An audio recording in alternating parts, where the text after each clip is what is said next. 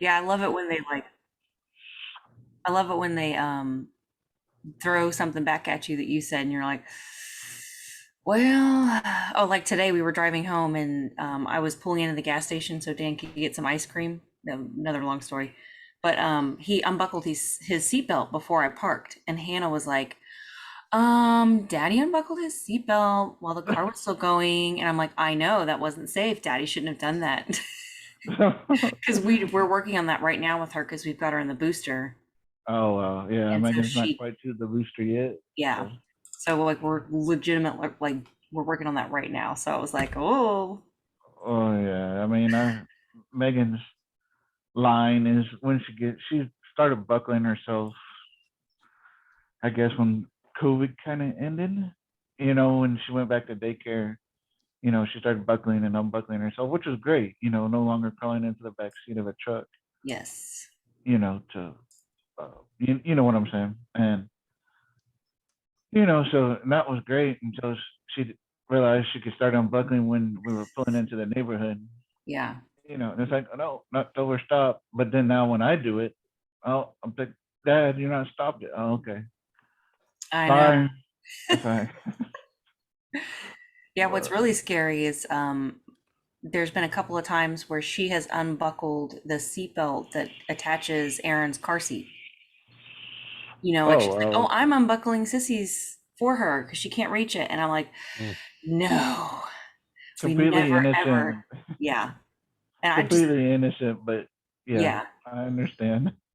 especially when I found it like after I'd driven home, like gotten home, and I was like, "Oh my gosh, how long has that been like that?" Right. I remember that with my nieces. Well, before Megan, I had the nieces, and I would take them to lunch or try to take them out or something. And the same thing, they were the same way. I was just trying to help Sissy. Yeah, Oh no, oh, I'm glad you're trying, but no. but yeah, we got to be careful. We got any questions? I know Becky knows me pretty well. Chris, you got any questions for me? Yeah, I just I want, well, so I do have questions. Becky sent me a text that you had sent her. And that was the sort of the spark for this conversation. And that's probably going to be the bulk of, I suspect, the rabbit trails that will follow from there. But I just wanted to start by just getting to know you a little bit, like, what do you do, and kind of what are your, there's a lot going on in the world right now, so just, what are your Uh, thoughts on the, this state of things, and who are you, and how do you fit into this crazy ball called planet Earth right now? oh, all right. My name is Jimmy. Obviously, I'm 38. I've been with my wife 20 years. I got a 4-year old. Um, for a career right now, or what I've done on and off for a while is for 13 years, 15 years, I guess now as a forklift mechanic out in the field. Um, I currently work for a major grocery chain um, and I go store to store repairing the forklifts in the back of their establishment. It's a big grocery chain. I choose not to say the name just because I don't put it out there. But Sure. I've grown up in Houston, same neighborhood around Becky and Dan, Yeah, where and we live now. I've currently moved out. My parents still live there. I live in Cypress now, suburbs of Houston. I'm not sure where you're from, Chris. So, um, and just right now, I'm not sure which text she sent, but I'll repeat kind of one of the ones that I think sparked her interest. Was is my wife thinks I'm interesting politically. I One thing, I hate the two-party system. It's I don't identify really as a Democrat or Republican. If you gotta put a label on me, my wife would tell you I'm a libertarian. Hmm. You know, get the government out of our lives. It's kind of memeish, Facebookish, whatever. But it's like if and I'm not always politically correct, so give me a little bit of slack. If gay people want to get married, let them get married. If if people want to smoke weed, let them smoke weed. If people want guns, let them have guns. I'm very much one of those people that likes that feels like the government's overreaching in many things that it does today. Mhm. And I'm also one of those people that, someone can say to you, oh, no, that's not okay. I don't agree with what that person is doing. But if that doesn't affect me, why does it bother you? I'm very just, if it doesn't affect me, I kind of keep my nose out of it, my business out of it. Mhm. You know, well, I told her, was what I'm most educated on is guns. I'm a gun guy. Um, my wife is as well. She enjoys shooting.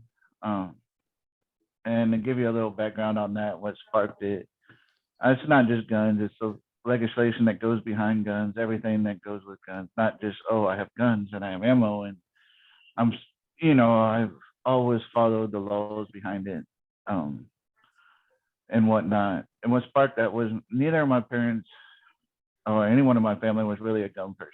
I didn't grow up a gun person. I didn't grow up hunting. I didn't grow up really doing any of that. Me and my wife were robbed at gunpoint. Um, I think probably about 12 years ago by a Mhm. 14-year-old kid. The gun was shoved in my mouth, and they got away with $22. Um, That's worth a felony. right. Um, so the car that they were in, they drove away with the lights on, so we were able to get the license plate number. And the police found the car and found the 14-year-old. Mhm. There were three other males in the car, 14, 15, 16, and 17 years old. Yeah. Uh, so the police arrest the 14-year-old. He rats everybody else out. He's a minor, so it doesn't matter. He admitted everything, but it doesn't matter. None of us were able to identify him, and he walked away free from it. Um, What do you mean you so weren't? Help me understand that. What do you mean you weren't able to identify him? I get the minor thing, like that's tricky in terms of charging, but right. what do you mean you saw him, right? You couldn't, like, you weren't able to positively say, oh yeah, that was the kid. Yeah, we had to do a lineup, Hmm. like a 6 or 8 person lineup, Yeah. and it wasn't a live lineup because it's a minor, and Yeah. it was pictures. And in all honesty, it was 2 in the morning when it happened at a bowling Well, alley and you're park. in an absolute state of panic. Yeah, I mean, I get that. Yeah. Well, Me and my wife weren't able to identify him in a lineup. I understand. Okay. Yeah. I mean, I've wondered myself if I ever found, I've watched enough movies where people do that. And I've thought, boy, I don't know if I pay enough attention even in a good moment, Right, I mean, right. I they'd mean, have I to, had a gun in my mouth, so Yeah. I right. was, and without drawing that story out, we actually sat and it went to court, and there was a third person that's we're no longer friends with that was involved. Mm. He was with us, and he identified the kid correctly, but how do you put it? He didn't have the balls to show up to court, Mm. and so the case was dismissed. Um, and so, but that's what started for me and my wife Yeah. guns, right? We didn't want to ever be in that predicament again.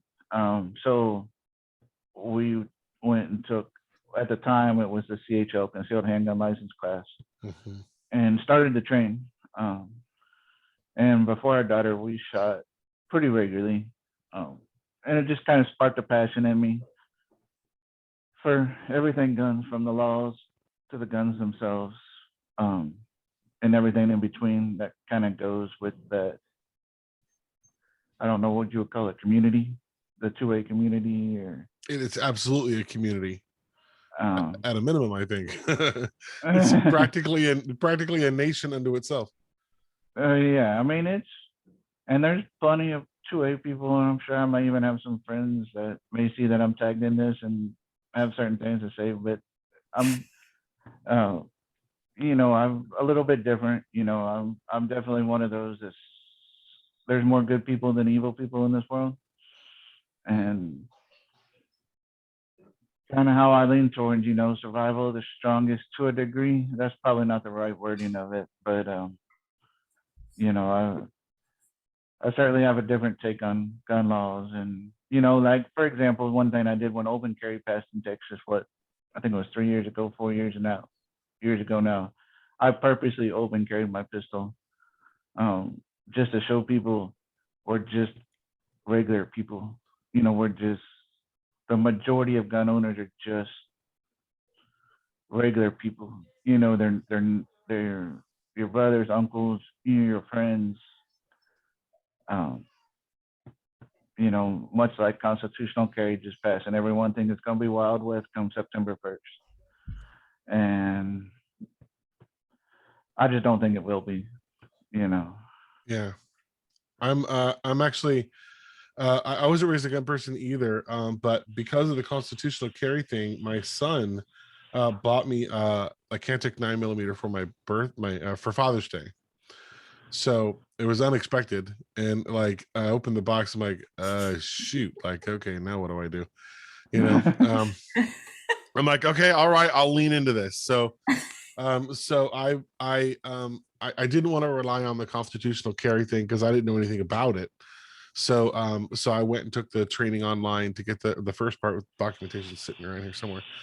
And then I went and took at shoot point blank, I think it's called, down in Webster. I took the a class there, and he talked about constitutional carry. And the thing that I did not understand about it until he said it is it's a allows you to carry in public. But those words in public are very critical, because the signs for whether you can carry or you can conceal carry in businesses or inside buildings, they're still the same as always. Like because of constitutional carry, you can't walk into a library with a gun, you know, or a right, Walmart. exactly. That's You a can't. big misunderstanding. I've seen that as Yeah. well. So I think, and he thought so too, that there's going to be a bunch of people getting arrested because they're going to think constitutional carry means I get to walk around with this thing wherever I want. And in reality, it doesn't mean that at all. Yeah, I actually had a group chat that I'm in. A younger fellow that was in the group chat had commented about constitutional carry September 1st. Kind of felt like it was a free for all, and it's not. Yeah. I mean, being who I am, I fully support constitutional carry. A little background on it: people are freaking out in Texas over it. It's not a big deal. 20 other states before us have constitutional carry. They've seen zero issues from it. There was no rise in crime. There was no free for all Wild West stuff going on. If anything, like some states saw an increase in Gun sales? training. Oh, training. It saw an increase in training.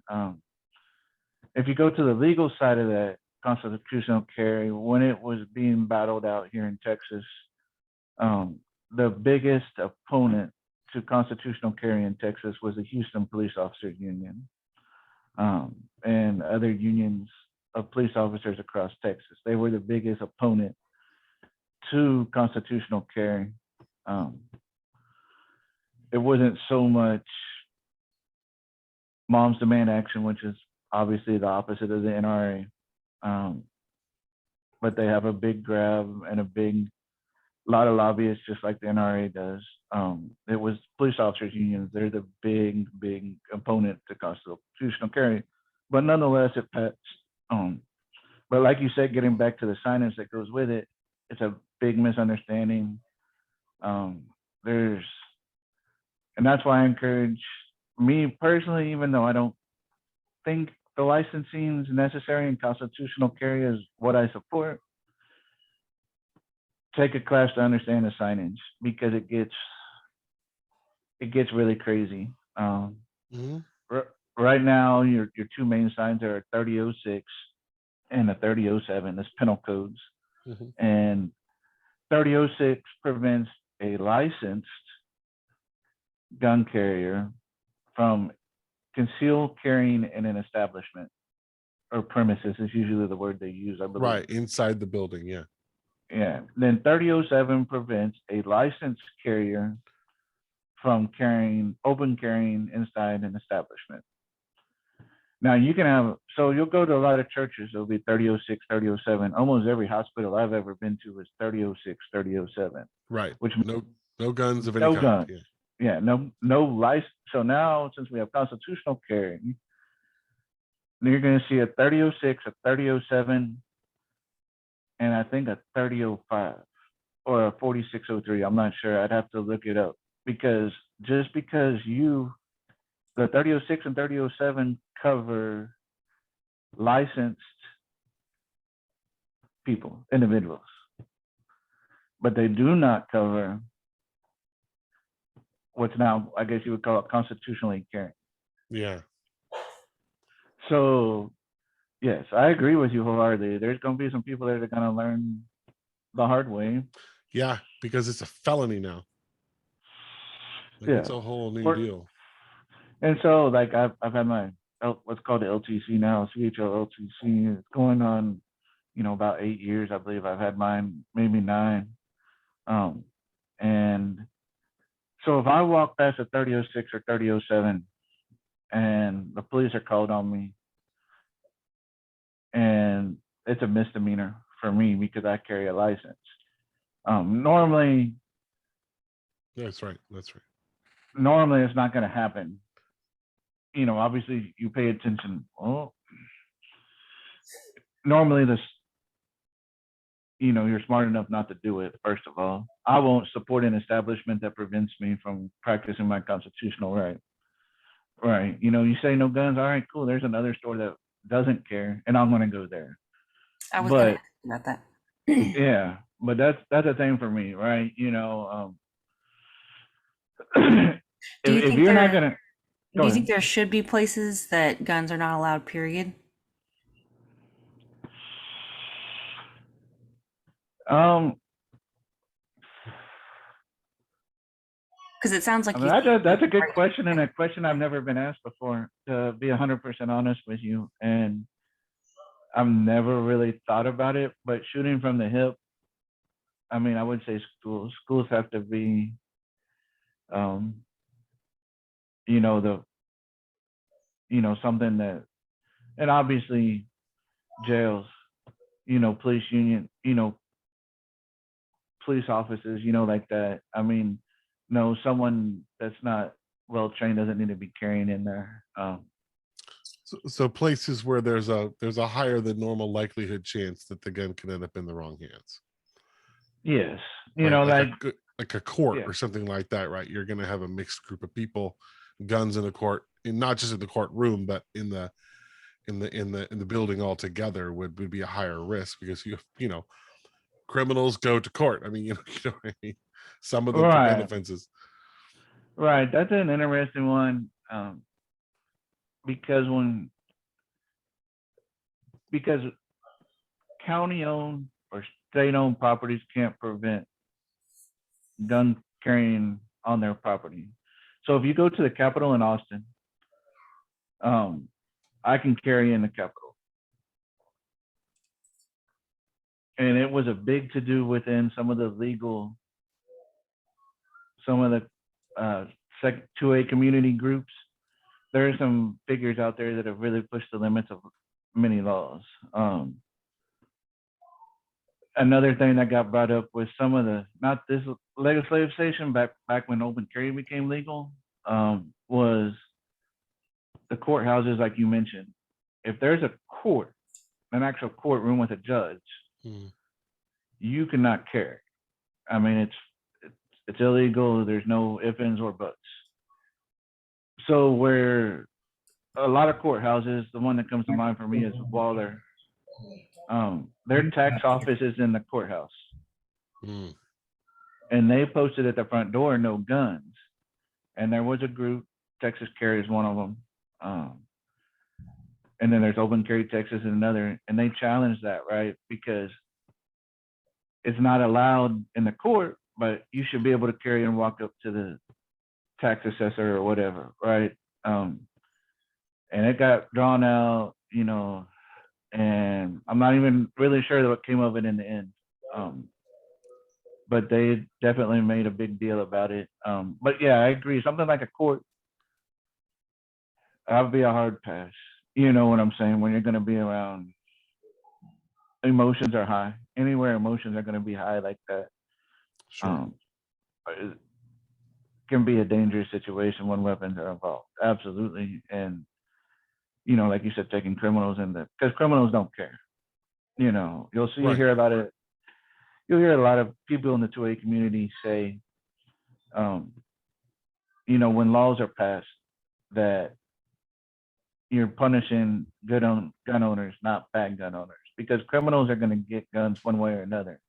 They don't care about the law. That's why they're criminals. So every gun law that's passed, either federally or state level, Mhm. it's just hindering the good gun owners, not hindering the criminals, not making criminals any harder for criminals to get guns. They're going to get them one way or another, period.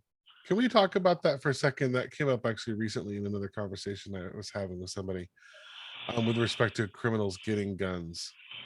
The best I can calculate it, because I don't think Smith and Wesson is selling guns out the back door to criminals. It would make sense to me that every gun that is in the hands of a person who intends to use it for harm originated its life as a legal gun purchase. One way or another, it must have, right? To enter the marketplace, it must have. Yes, unless it was stolen or, you By know, at the factory level or something like that, yeah, right? the But, factory level, yes. There's I'm gonna assume that they're not losing pallets of guns, and that for the most part, the guns that right. are stolen. Well, the They federal government is, but no, not many. yes, right, separate Right. subject, right? Yeah. So yeah, I'm gonna assume that most guns on the street that are in the hands of people who intend to do harm began life as a legal gun and then somehow matriculated through the system into somebody's hands that intends to do harm with it. Yes, I mean, and what we call a straw purchase, which is generally someone, if you, and it's illegal. It's already illegal on a federal level. What is? Straw purchase, What's a which straw is purchase? where, so I, so Becky's a criminal. She can't own a gun by law, right? So I go in. I Oh, you purchase mean a gun, because a person would, yeah, let's use Becky as an and example because I her criminal buy it. record is crazy. It's pretty bad. Yeah. So You fill out because a she's form. already a convicted felon, you mean, or Right. something like Becky's a that. convicted felon now, so I Okay. go in. All right. Yes. Okay, I don't want to lose my job here, guys. All right. But no, I go in and I buy a weapon and I fill out what's called a 4473. And one of the questions specifically ask you, it's the very first question I believe, is are you purchasing this firearm for you or in someone else? Mhm. If you click no, you're automatically disqualified, right? So you hit yes, and you know, private sales in Texas, you know, individual to individual. I personally require you to sign a bill of sale if I sell you a gun. And But I use, that's your personal preference, right? That's not a yes, law. that's to protect myself. That's to protect me. Sure.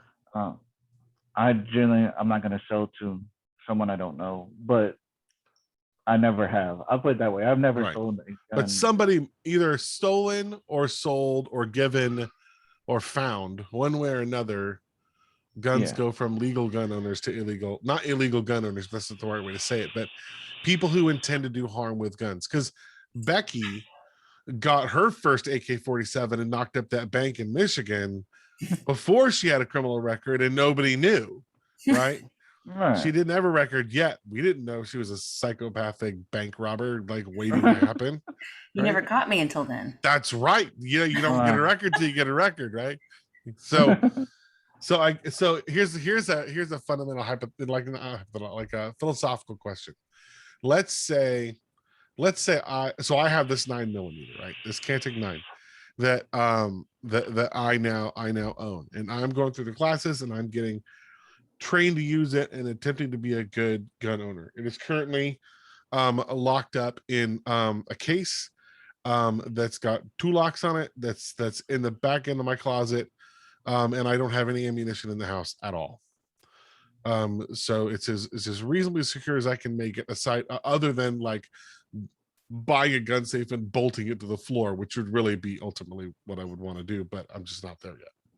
Anyways, which is where I'm at. Let's say someday down the road, by some collection of circumstances, that gun is involved in a murder, having nothing to do with me. Right. 10 years from now, what legal responsibility do I have to that gun and what it did, if I cannot show legal transfer of that gun from me to somebody else, if I don't do the bill of sale thing like you choose to do as a good citizen, and I just sell it to my uncle or my brother's been arrested 29 times. Right. So, like, but he doesn't, I don't think he's a felon at this point in time, so he can still have guns, but I'm sure he knows some unsavory fellows who would, Right. you know. So what responsibility do I have then when that gun ends up becoming a weapon, like to do something bad later on? Used in a crime. Yeah. I haven't personally experienced. I've heard a few stories amongst the community where people have sold guns to individuals, and through the years, guns either get sold several times, but there's no registration in Texas. I Right. know Texas. I feel weird about that myself. Registration leads to confiscation. That's the way you're going to hear a lot of the community talk about Yeah, but I 'Cause don't then want you to know talk what- about then you know what TikTok buzzwords. it. Jimmy, do you believe that every gun should be registered or no? No, No. absolutely not. All right, so let's follow. I'm going to stay on the train of thought. That gun disappears I dispose of it through whatever legal means I have available to me. I don't record a bill of sale. 10 years later, it's used in a murder. Do I have any accountability to putting that gun into the wind?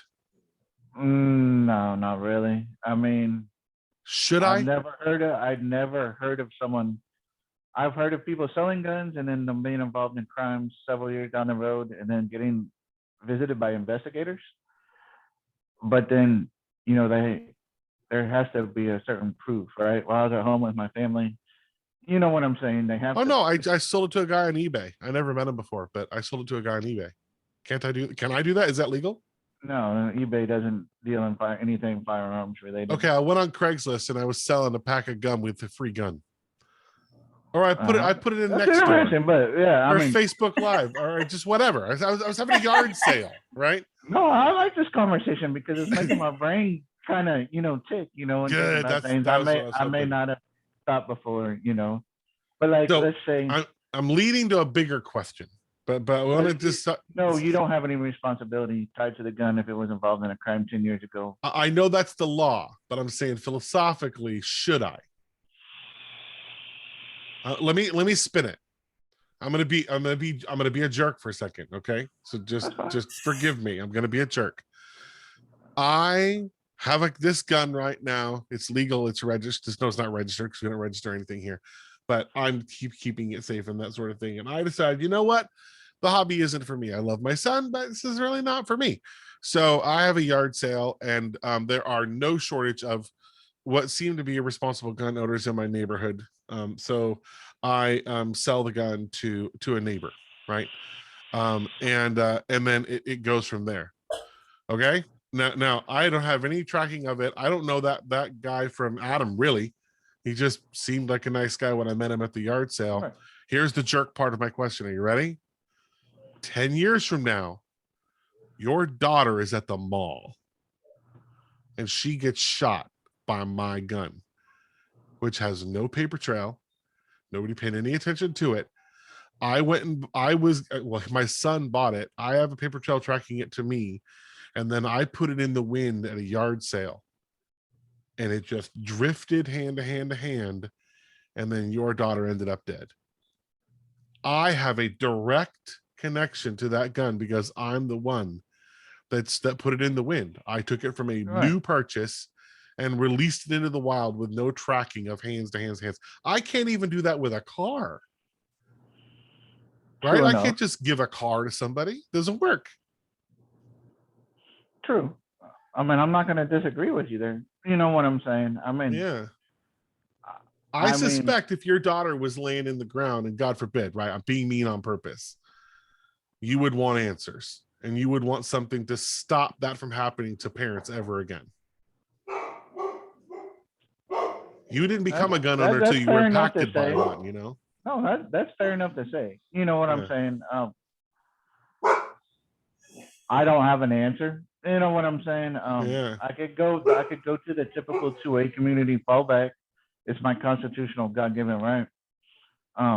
But that's not the answer you're looking for here, and that's Well, not the answer. That's not okay. the answer I want to spit out, right? No, but let's pause there for a second too. So we do have the right. We do the Constitution says we have the right to keep and bear them, to have them and to use them, right? Right. No, sorry, hold on a second. We got pizza coming. No, I did not. Please do that.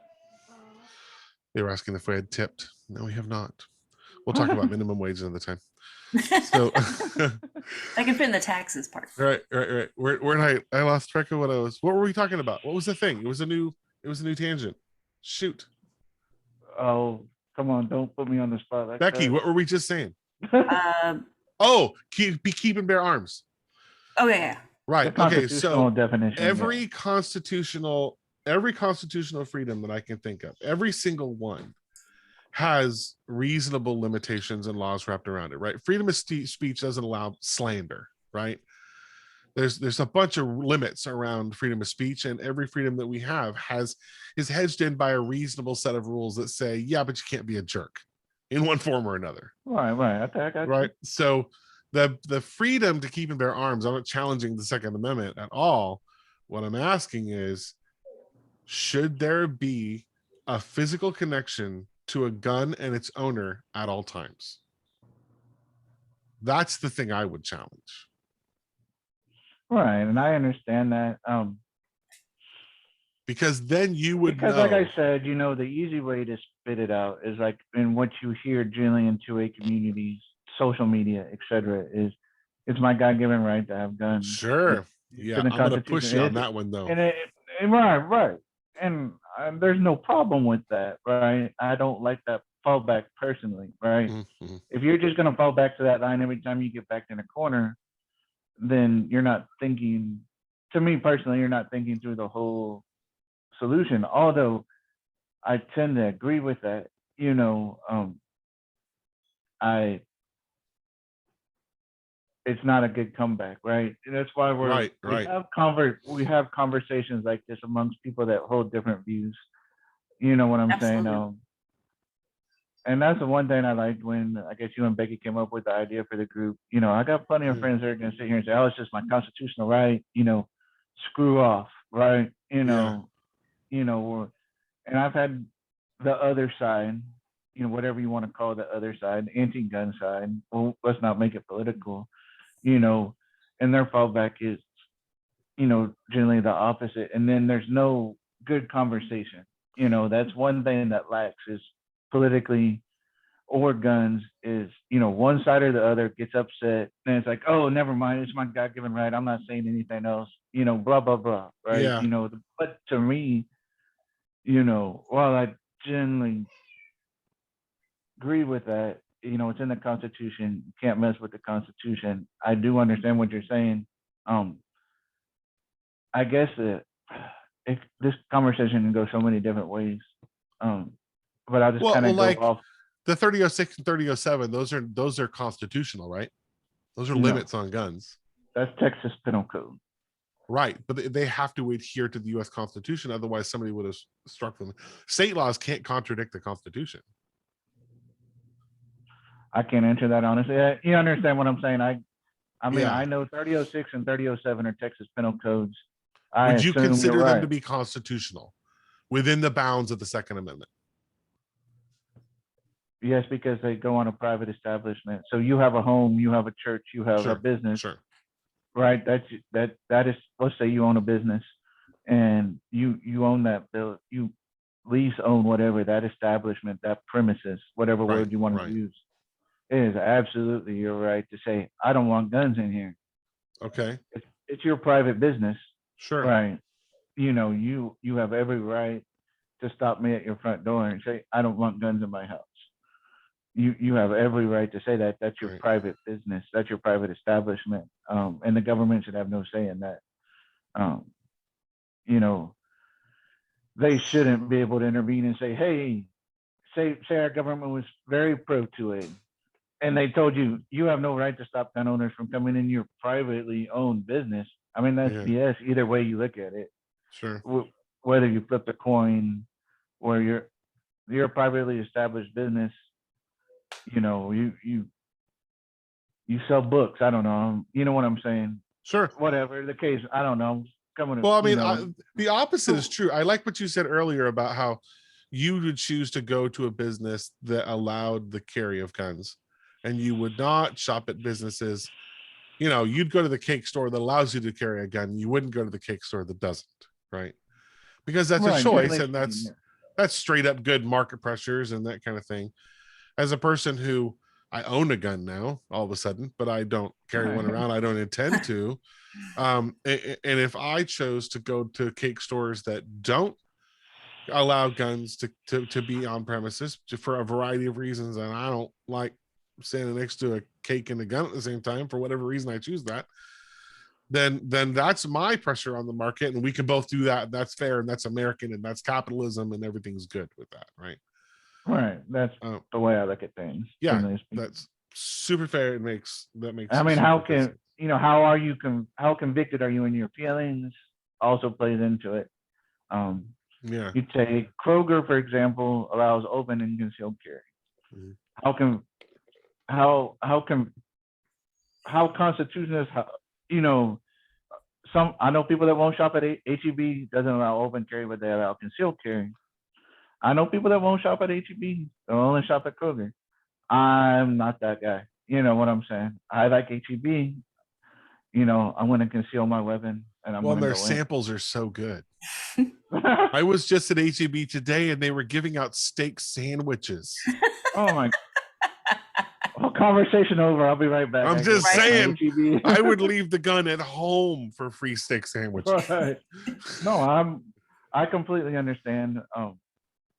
It all comes down to how convinced and how strong are your feelings. Sure.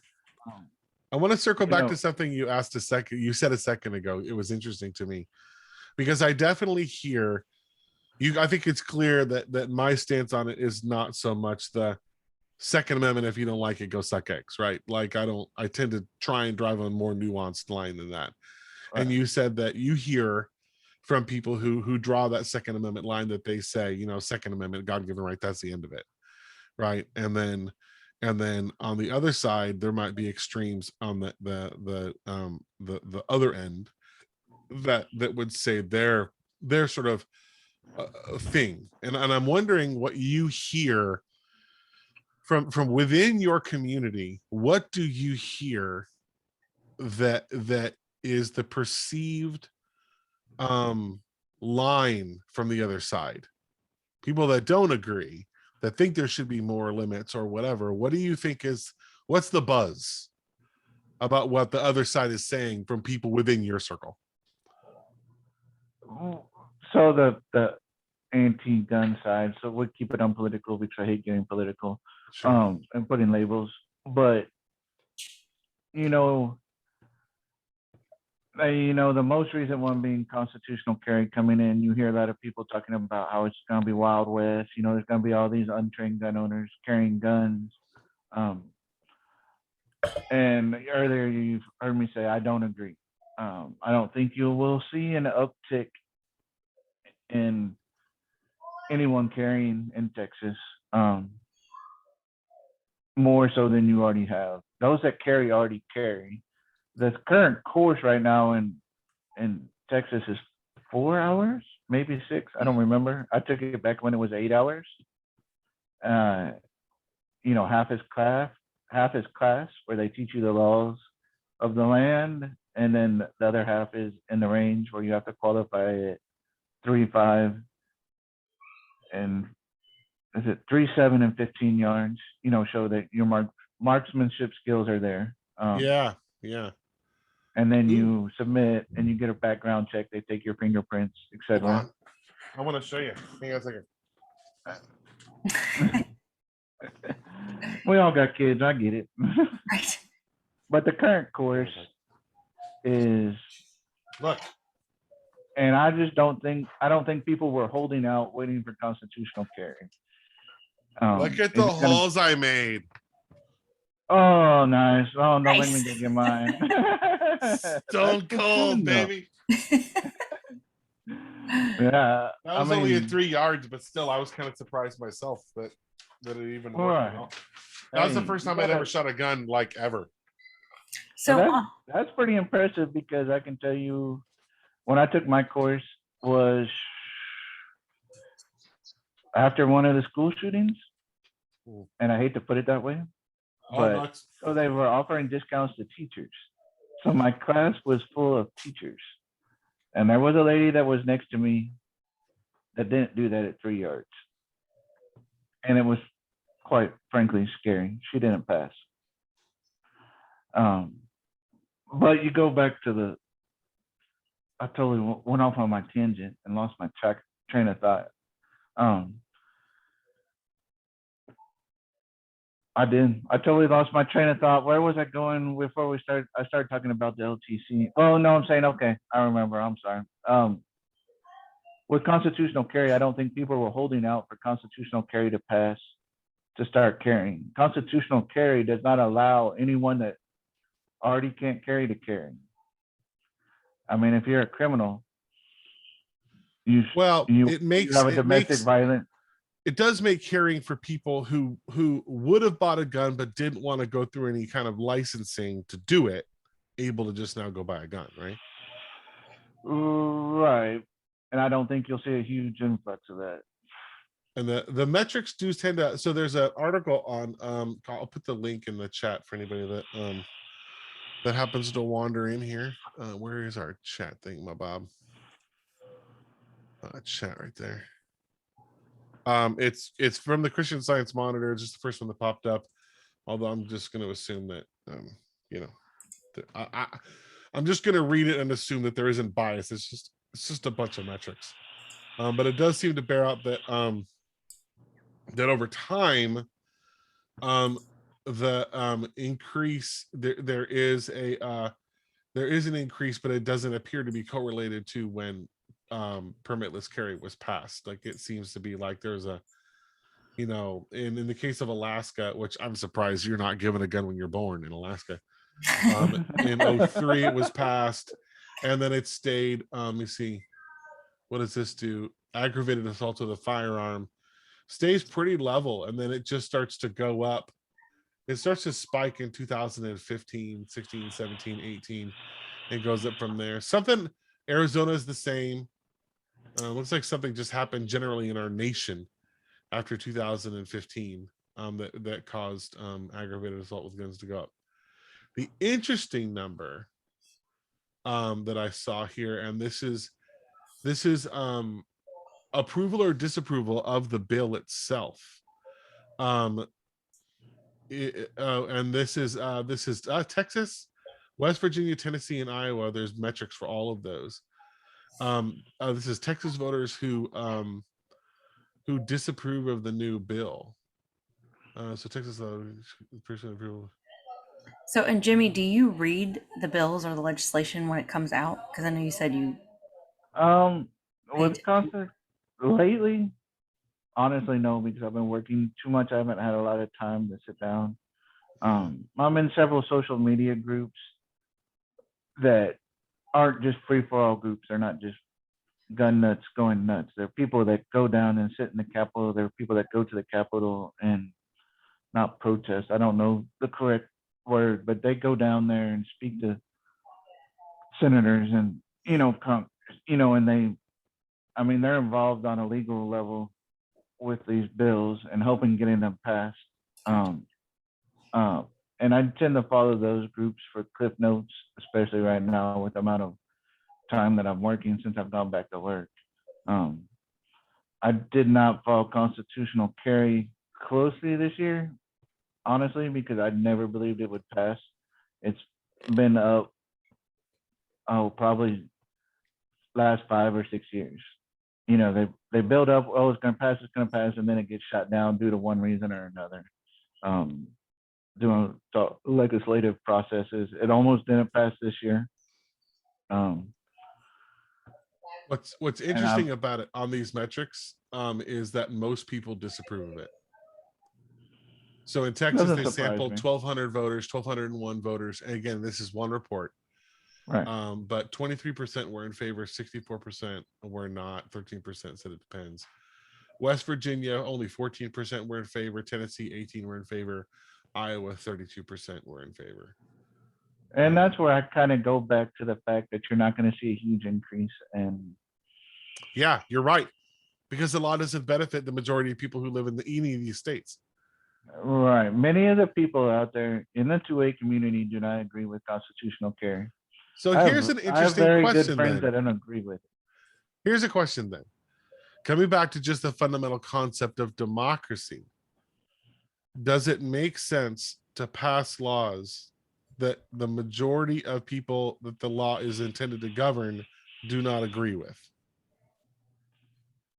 You It got sounds me to in a- me like there's a vocal minority putting a lot of pressure and money into a system. I mean, it's not like the law was passed. Like you make weed legal and those charts are flipped, right? Right. Absolutely.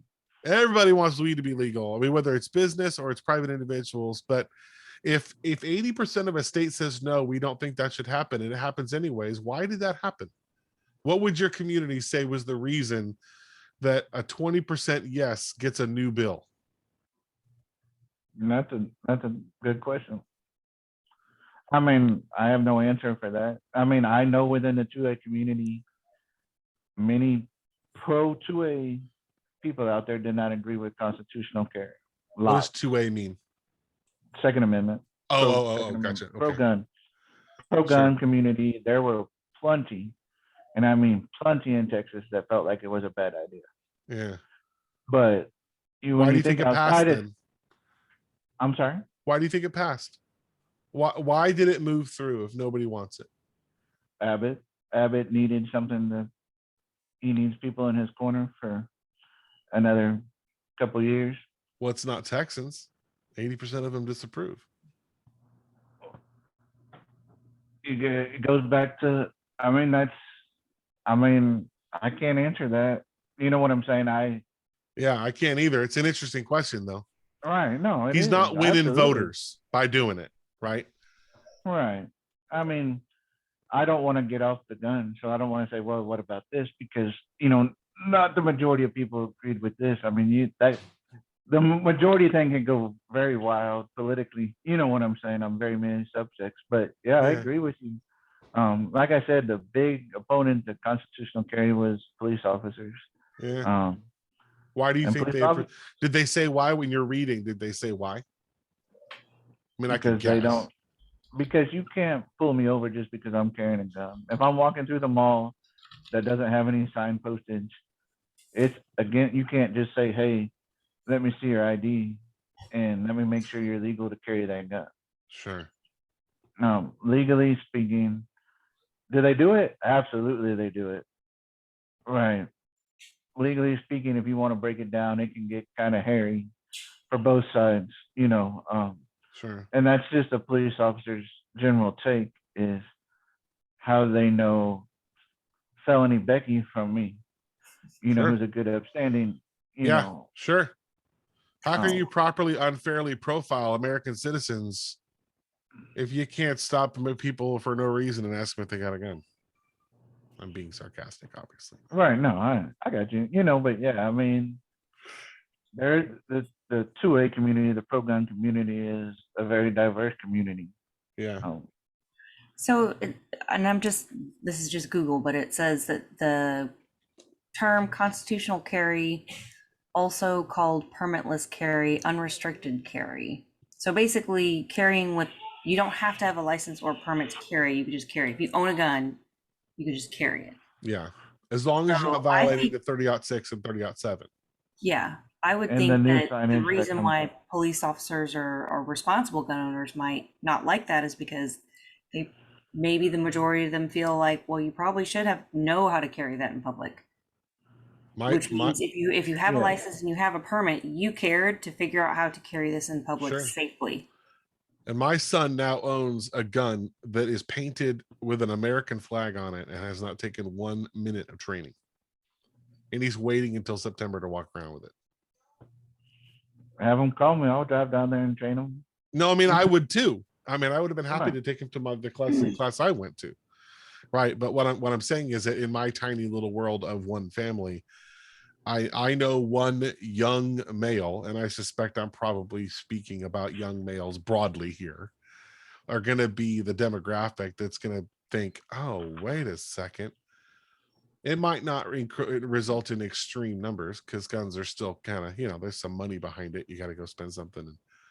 Right. And I But assume he's 21 he is. He is. or older, so Yeah, he's he's 21. an adult, a young And adult. he's got brown skin and he's got blue dreads. And that combination plus guns plus Texas cops has me kind of nervous. Yeah, I mean, It's not going to I'm work not out gonna, well. I'm not gonna disagree with you. Yeah. Because if you walk through a mall with a gun, right? Yeah, And a cop saw you, that's going to result in one kind of a circumstance. If my sons, who are all varying shades of brown, walk through a mall with a gun as constitutional carry, that's going to result in a very different circumstance. Not every single time, but odds are I can see why the cops are nervous, because I think that there are demographics of folks, and I think there's probably a bunch of reasons, but one of the ones that I am worried about, sort of on behalf of Houston citizenry in general, is that it's going to result in groups of people that were already under suspicion by the police just by walking around are now going to be more likely to have guns, or the cops will think they will, and it's just going to increase tension. yeah, and I mean, that's And if not the a cops gun don't like issue. it, they're That's a going to be law more worried, enforcement right? issue. But that's not a, to me, that's not a gun issue. That's a law enforcement issue, which we Mhm. can go off. Oh You yeah, know, yeah, to that's go- another show. That's another show for sure. Well, Right. real quick before I forget. So Jimmy, do you think that you should be required to have a license or a permit to own a gun? I guess I asked that in another way and you said no earlier, right? To own a gun or to carry a gun? To have like, in order to own a gun, you should be required to get a license or a permit. So like for a car, you are required to go through and get a license before you can drive legally. Do you think that should be the same for a gun? And I know you said registering the gun, you were saying no to that, but are you saying no to? And what you're gonna hear in the 2A community is licensing is always gonna lead to confiscation. So Why? because they know what you have, the government knows what you have, and the whole purpose of this, my opinion, the whole purpose of this Second Amendment, and it's got blurred over the many years, right, is to be able to, well, you look at South Africa right now, and the guns aren't allowed there. Everyone's running amok. I'm gonna make a fool of myself here, but what is it, Cuba or Puerto Rico right now? They're gunless. They have no way to fight back to their government. Cuba. I mean, that's where you're gonna get many of the pro-gun community is saying that when you hear me say registration or licensing leads to confiscation. But That's how would that happen? Stories. How would that happen? How would registering a gun lead to the government taking your gun? Is it because they're worried that someday there's going to be a big roundup and the ones that are registered are the ones that government's going to show up at your door and say, you, John Smith, with gun serial number, blah, blah, blah, blah, blah, because you registered it and we have it in our system, we want it? What you'll hear within the community is that if there was a big effort to disarm the American public, which in my honest opinion would never happen because the gun owners are such a large portion of America, but there are people that believe that they're gonna come knocking on your door and take your guns. There are people that believe it. Absolutely. Well, yeah, and again, not to be like a flaming liberal, but a currently but probably should be registered sex offender that used to be our president stopped being our president in this last election, and people stormed the Capitol over that guy. So if we took guns away, if there were big armored trucks driving around to go take everybody's guns, I can't even imagine the melee in the streets. I mean, that would start a civil war. That would fundamentally, the day that bill passed, that would start a civil war. I guarantee it. Absolutely. There'd be blood in the streets. Yeah, for sure. for sure. I mean, So I think, are we collectively saying that it's really and truly not likely that there would be a situation where we're just all going to lose our guns? So is that a reasonable thing to say? Just because that might possibly happen and we want to prevent civil war, we're not going to think about what could be the positive side of, for you to buy a gun, you have to get a license for it. say that one more time. I'm sorry. I guess I'm just saying, You're are asking we like, what's saying- the realistic harm then? right? Not the hyperbolic harm of George Orwell, future dystopia. I get it. What could really happen for real? Because from what I understand, a lot of the guns that get into the illegal, like a 14-year-old that has a gun, Right. they probably didn't acquire that legally. And I imagine whoever gave it to him probably did not acquire it legally.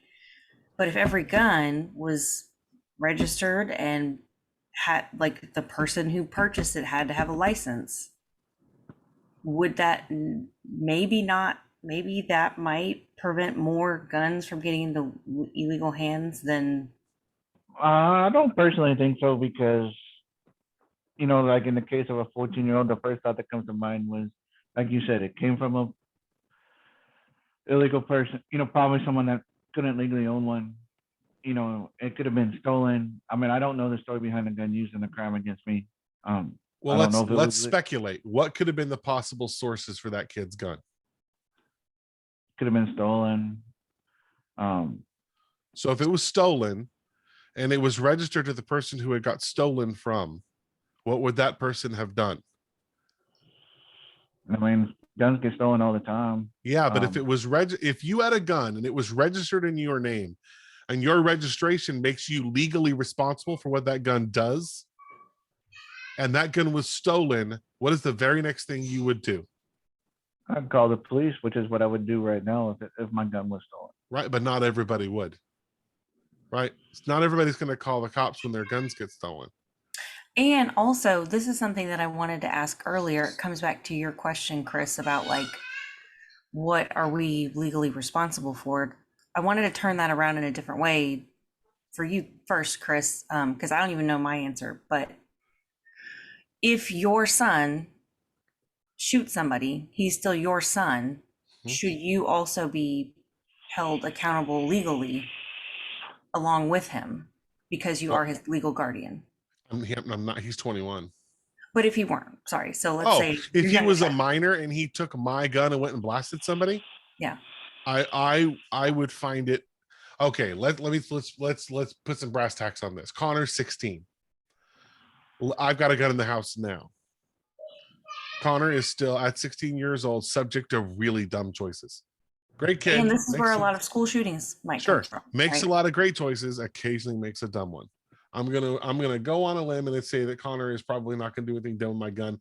He's already asked to go with me to the range so that he can learn. You know what I mean? He's not gonna just go do something like that. But let's say that Connor, my 16-year-old son, went and got the box, figured out the combo locks, took the gun, went out into the neighborhood, and whether intentionally or unintentionally, fired that thing off and killed somebody.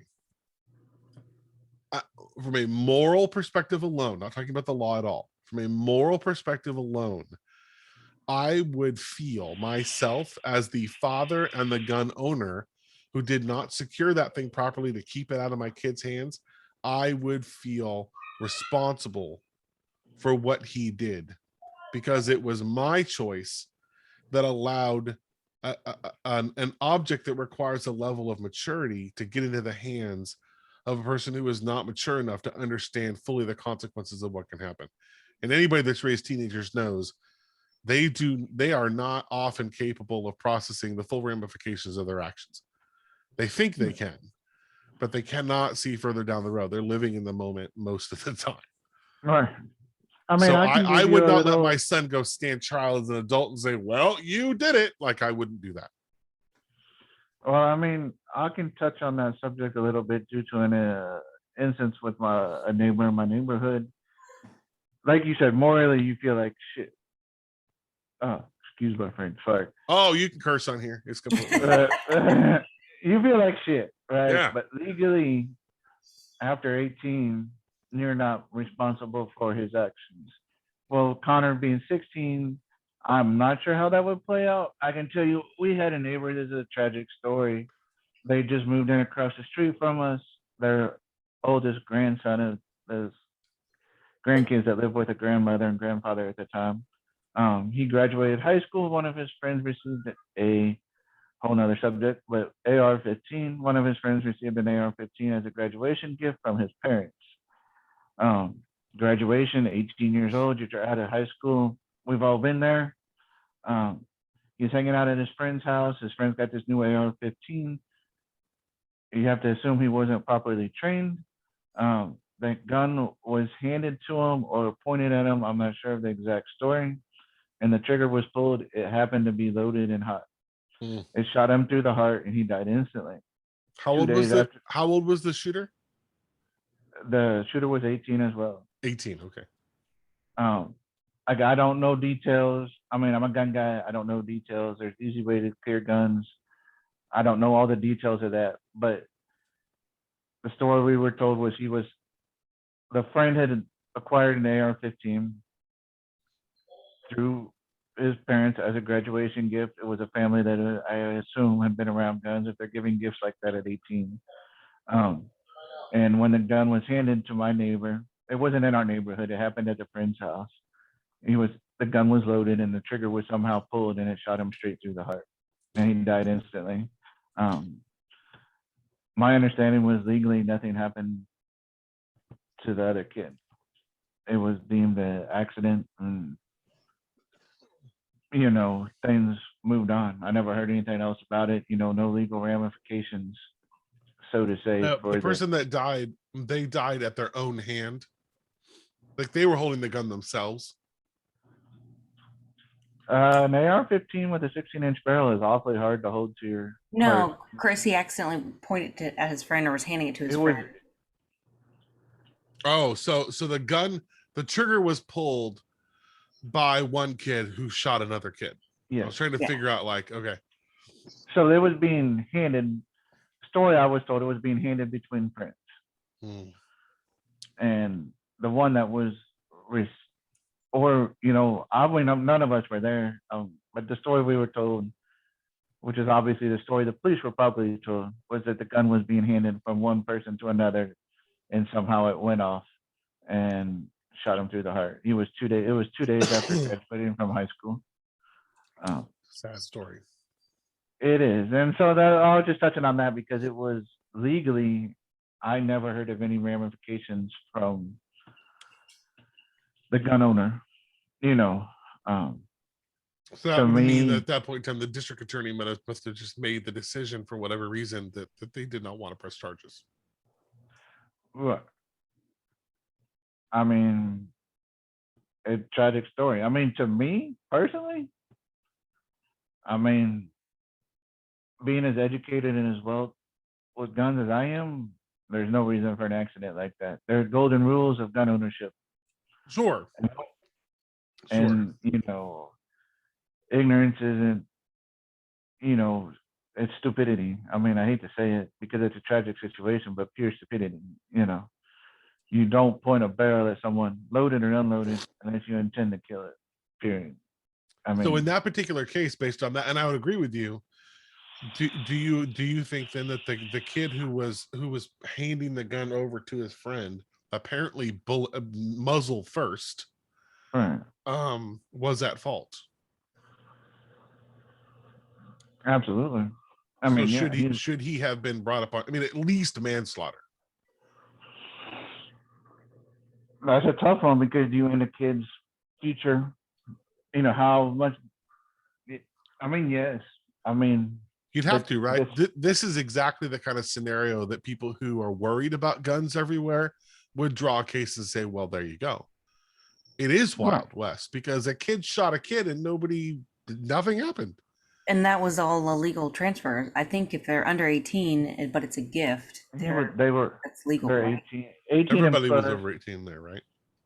Yeah, 18. Everyone was over 18. Yeah. Or maybe It it's wasn't- under 18. I don't know. There was one where there's a gap, and maybe that's state by state. To I'm answer not- the earlier question, in Texas anyways, anybody that's 15 or older who's been charged with a second degree or third degree felony, or state jail felony, I don't know what that means, then they can be tried as an adult. So anybody 15 or older that's committing felonies. So, and I'm just to go back to the first time someone asked me a similar question, and this is why I brought it back, is the opinion that they gave was it's like there's already enough trauma. Hey, how are you? Hi, Megan.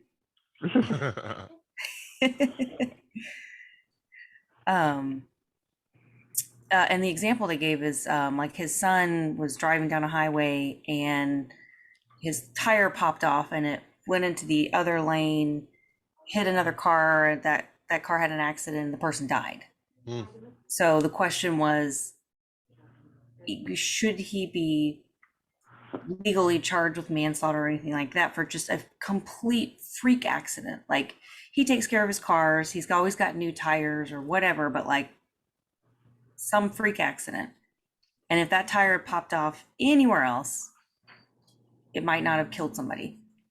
And so, and I personally, I was like, I don't know. Like, I'm just entering into this parenthood thing, but, and I think about like, so there was that cruise ship where like, I don't know, I'm going way off topic here, but the cruise ship where the grandpa's holding the little kid over the railing and the kid is like 18 months, they fall, they die. Mm. So should we be charging this grandfather with criminal charges when clearly that entire family is traumatized? And like, what, what is the ultimate goal of an 18-year-old who it sounds like just had no knowledge of gun, comes from a family where they think it's a good idea to give an 18-year-old an AR-15 for a graduation gift, Mhm. when it sounds like that kid had no education on guns at all? So should that kid really be fully responsible for being given a deadly weapon that he knew nothing about, and he just thought it was cool and he's showing his friends clearly that he just didn't know anything about guns, right? So But according to the state he lived in, he was a legal adult, and the federal law too, right? 18-year legal adult, full throttle. Yeah, 18-year-old cannot purchase a rifle, but they can be gifted a rifle. I have a question, but that But you answers can your go in the question. army and shoot and learn everything. Sure. Well, yeah, it's a controlled environment, but sure. So Becky, I have an answer, but it's in form of a question. What is the reason we have consequences for crimes beyond the individual, beyond handling the individual themselves? There's a broader good intended, right? Hmm. Why? Like, there's the arguments made all the time that if you increase sentencing laws, then people will do less crimes because they don't want to go to jail, right? So I'm not sure how valid that is or it isn't, but part of the reason for prosecuting a crime that's committed is to deal with the injustice of the crime that has happened. But isn't it also then to set an example to anybody else that might be given a gun? I mean, it's a cautionary story too, right? No, I hear what you're saying, definitely. And hearing Becky's story, I'm a mechanic. That's what I do. I wrench, I fix broke cars, forklifts, whatever. Hearing that story is, and I mean, I've heard stories of that in the mechanic community. Situations like that taking place in the families of the deceased going after the mechanics that previously worked on it. I've never heard of criminal charges coming from it, but I've definitely heard of, civil, charges, or not charges, but civil lawsuits going against Yeah, mechanics. I think it's a that have- question of negligence, right? I mean, if you were Right. repairing a forklift and you did everything to the best of your abilities, and then the next day something went wrong with that forklift and it fell on somebody and they died. Right, and it happens Yeah, yearly. that's Okay. not going to come back to you because you did due diligence with everything that was everything that was you were responsible for, right? But if you were negligent, I think there are there are levels. It's not murder, but there are. Isn't Yeah. manslaughter's like I didn't It's mean like to a kill you, lower but I level. did. Right, right, Yeah, like it wouldn't just be like whoops. I don't think that's right. the Exactly. case. You know, exactly. I mean, you use the word negligent, and one thing you hear within the 2A community, the pro gun community, is negligent discharges. Mhm. Um, and I hate that word personally, because everything should be cleared all the time, no matter what, 100 times over. You know, I mean, that's your responsibility. Is I mean, even if I'm handing a pistol to one of my friends, and I know it's not loaded, and I know there's not one in the barrel, I'm still gonna look one more time. Sure, sure, So sure. to me, negligence is truly negligence. I mean, you're just being freaking lazy. To me, that's the type of person I am. Right? Yeah, There's no excuse for um, that kind of and for negligence. that's a sentiment I hear regularly from many gun owners. Who I would put in the responsible gun owner camp. The people who have done training. They've been hunting since they were 5 years old. They know how to handle them. They know how to be safe with them. They know how to store them.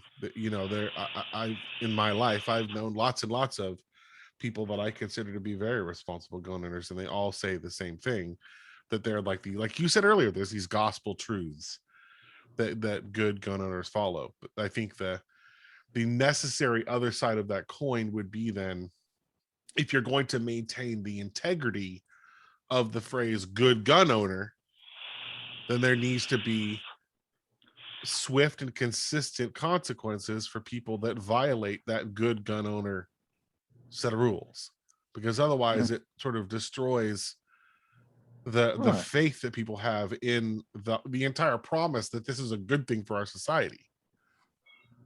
Absolutely. I'm not going to hear me disagree with you on that, at all. I Yeah. mean, we go back to the story I was talking about my neighbor. 100% agree. The only thing that pops into my head was he was 18. He's going to catch a manslaughter. We'll say manslaughter. This is what the lowest grade of manslaughter. I believe there is a misdemeanor manslaughter charge, Yeah. but Yeah. it's on his record for his life, unless he has a good attorney that makes it disappear. Right. And how does that?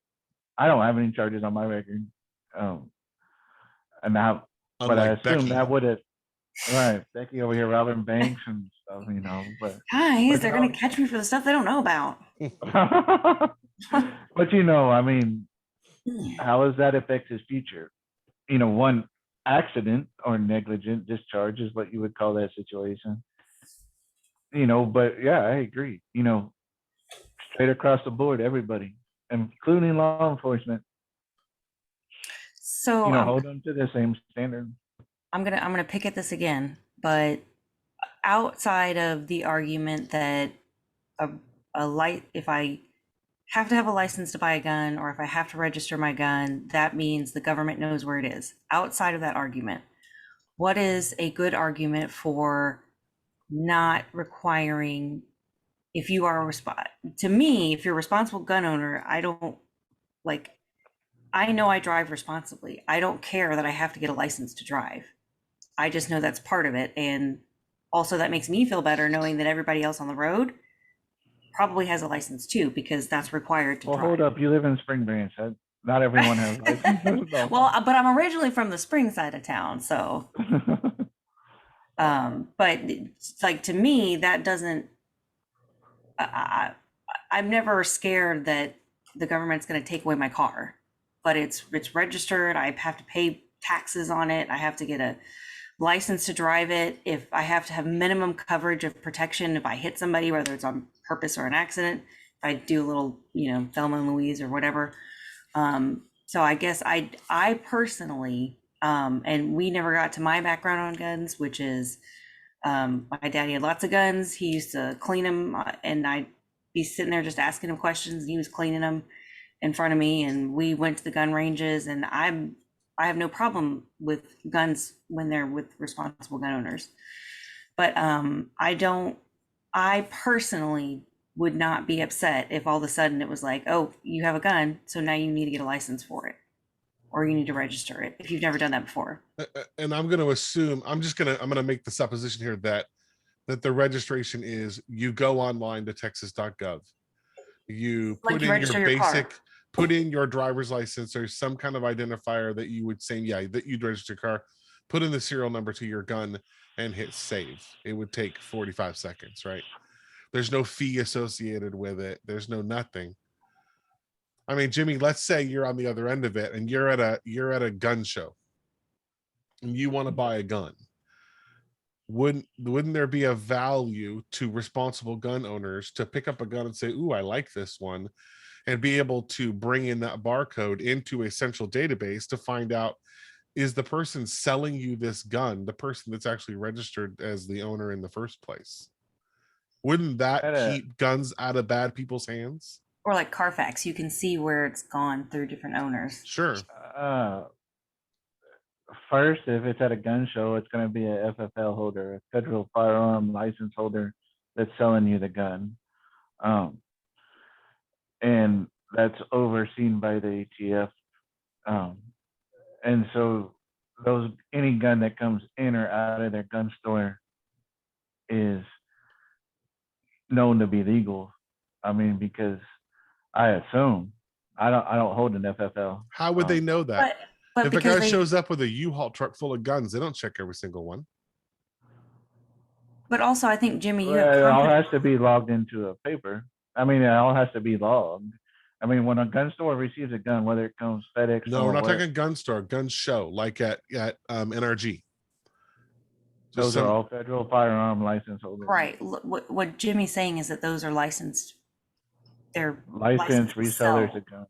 But Jimmy, Okay, I didn't know that. think you would agree that you're confident in going there because they are licensed. So you know, because they are licensed, they are on the hook if they sell you a gun that isn't, you have confidence in them and you trust them because you know they are licensed and you know they cross all their T's and dot all their I's, or at least you're there's faith that you're they more do, confident in right? faith. Yeah. Because I mean, I've bought guns privately as well. On So the wouldn't it have private been market. good to be able to look up the code and see like the serial number and say, serial number? Yeah, serial number. Because you is don't what want to buy a gun that was used in a murder, which could that has happen, right? bodies on it. Yeah. that- yeah, right. I Because mean, the cops might come to you. What You're if the that last- gun was stolen? Yeah, what if that gun was stolen out of, like, some dirty cop took it out of evidence and put it back in the streets again, and now you're buying it from somebody who bought it from somebody who bought it from somebody, but that gun was actually checked into evidence 4 years ago for a murder that some guy's waiting on death row to get executed for. and it happens. Yeah, That exact you thing would happens. want to know that, right? If it, I mean, I'm gonna be frank, and I mean, if it's a gun I want, I didn't commit any crime with it. But would you So- want to? Would you But you want have to the invite that paperwork. into your life? Well, or even if you did, you have the paperwork to show that you weren't the one that shot the guy, right? I understand Well- what you're saying, and I mean, it's a fair question. I understand the point y'all are trying to make. And no, I don't want the legal troubles. Absolutely not. Yeah. That would come with it. And So, I mean, if state of Texas passed a law that said every gun you've got, go to this website, type in your driver's license number, type in every serial number, and then you're done. Thank you for your participating, good citizen. What is the, other than complete overthrow of the government and the drones are showing up at your door to strip all your guns away? How does this infringe on your rights or privileges in any way as a gun owner? How does it do anything but it just improve your safety and the safety of everybody around you? I can't answer that. You understand what I'm saying without going to the old tried and true. It's a riot. Well, that's what I'm pushing on, man. Is I know. I mean, I just think can't those old answer that tried off and my true head. lines are boring and they're old and they're not good And I know, arguments. and that's why I'm not sitting here saying them. You know what I'm saying? The whole, Yeah. to me, part of this conversation and a group like Common Ground is to bring people that come from different backgrounds together and to have Sure. intelligent conversations that make people think. You made me think funny today. Both of you have. You understand what I'm saying? Yeah, Is it yeah. going to change my mind? Maybe, maybe not. But at Well, least I'm It's going to open go to to bed. dialogue. Yeah, Right. that's what we're You not here know, to but take you. We're just here to like hear other perspectives. Like Chris and I literally all the time we're like, this makes sense to me. We're like, well, we need somebody else to challenge us, Yeah, like yeah, or to right. challenge. because- And going with Chris line here, I'll play. Let me be a jerk for a minute. And yeah, I he- like this. he's like, This is "Now what we're he's been getting waiting somewhere." for. Yes, man. Now we're getting somewhere. Right. This is how we be viewership, man. We got to get full Jerry Springer on this thing. Fight. No. You know, going back to when I talk about registration and confiscation is a line you'll hear often in the pro gun community. Take for example, we're public, and just for the record, I know you were talking about the Capitol riot earlier. I am not a Trump supporter. I never was. He did more damage to the Second Amendment than Obama, but you won't hear many people say that. But he did. I'm surprised. I thought you were. I would have guessed if I were to guess.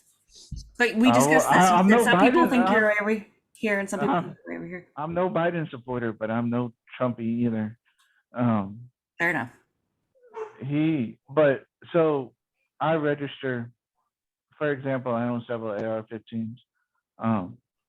One style that I have, and if y'all want to see it, it's sitting in front of me, actually, is registered NFA item, which is the National Firearms Act, which was passed in 1986, which relates to federally federally registered stuff, suppressors, better known Yeah. as silencers used in Yeah. movies. Sure. That's what I figured you were going to say. Um, It's got short a barrel- suppressor on it. Yeah, I got a rifle sitting right here with a suppressor on it. Yeah. And so I have to pay a $200 tax stamp, go through an extensive background check. And Yeah. yes, it is registered through, the ATF.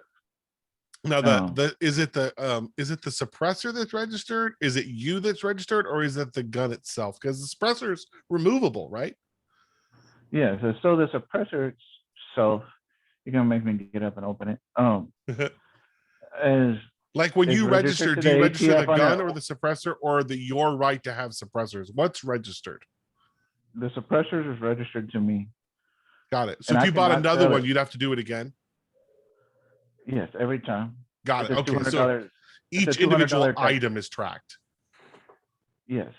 Okay. So I'll get up and turn the camera around. See, this is how we Yeah. get viewership. Get an I wanna see AR-15 some on there. guns, man. So Becky, because you're not a gun owner, I I'll am. fill you. Oh, are you? Yes. Okay. So I didn't know that. Yeah. So you never asked. That's Now, true. let me I figure didn't. out It how never to turn came this up. camera around. So that I learned this in the training I just took too. That when you want things like suppressors or things that are more like a military style issue things, that you have to go through this whole other much more rigorous background check and things like that to make sure that it's legal to have it.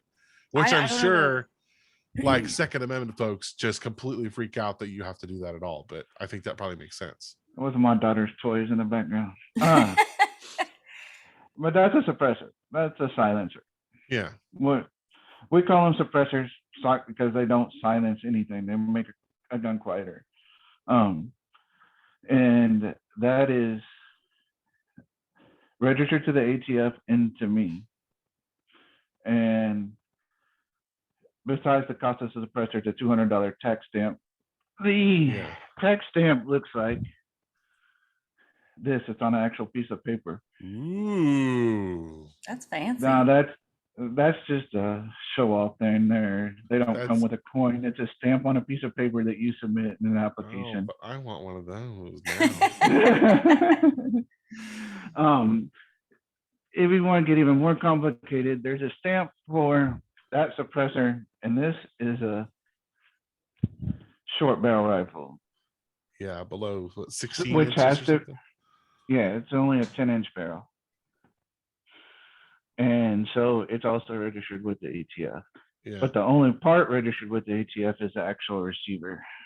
I got you. So Um, I have a question for you then, because you've gone through this process. and So since it's registered, I don't know if I can get that on camera. It's registered to a trust, not to me personally, Yeah, sure. but the trust is obviously in my name. Right, right.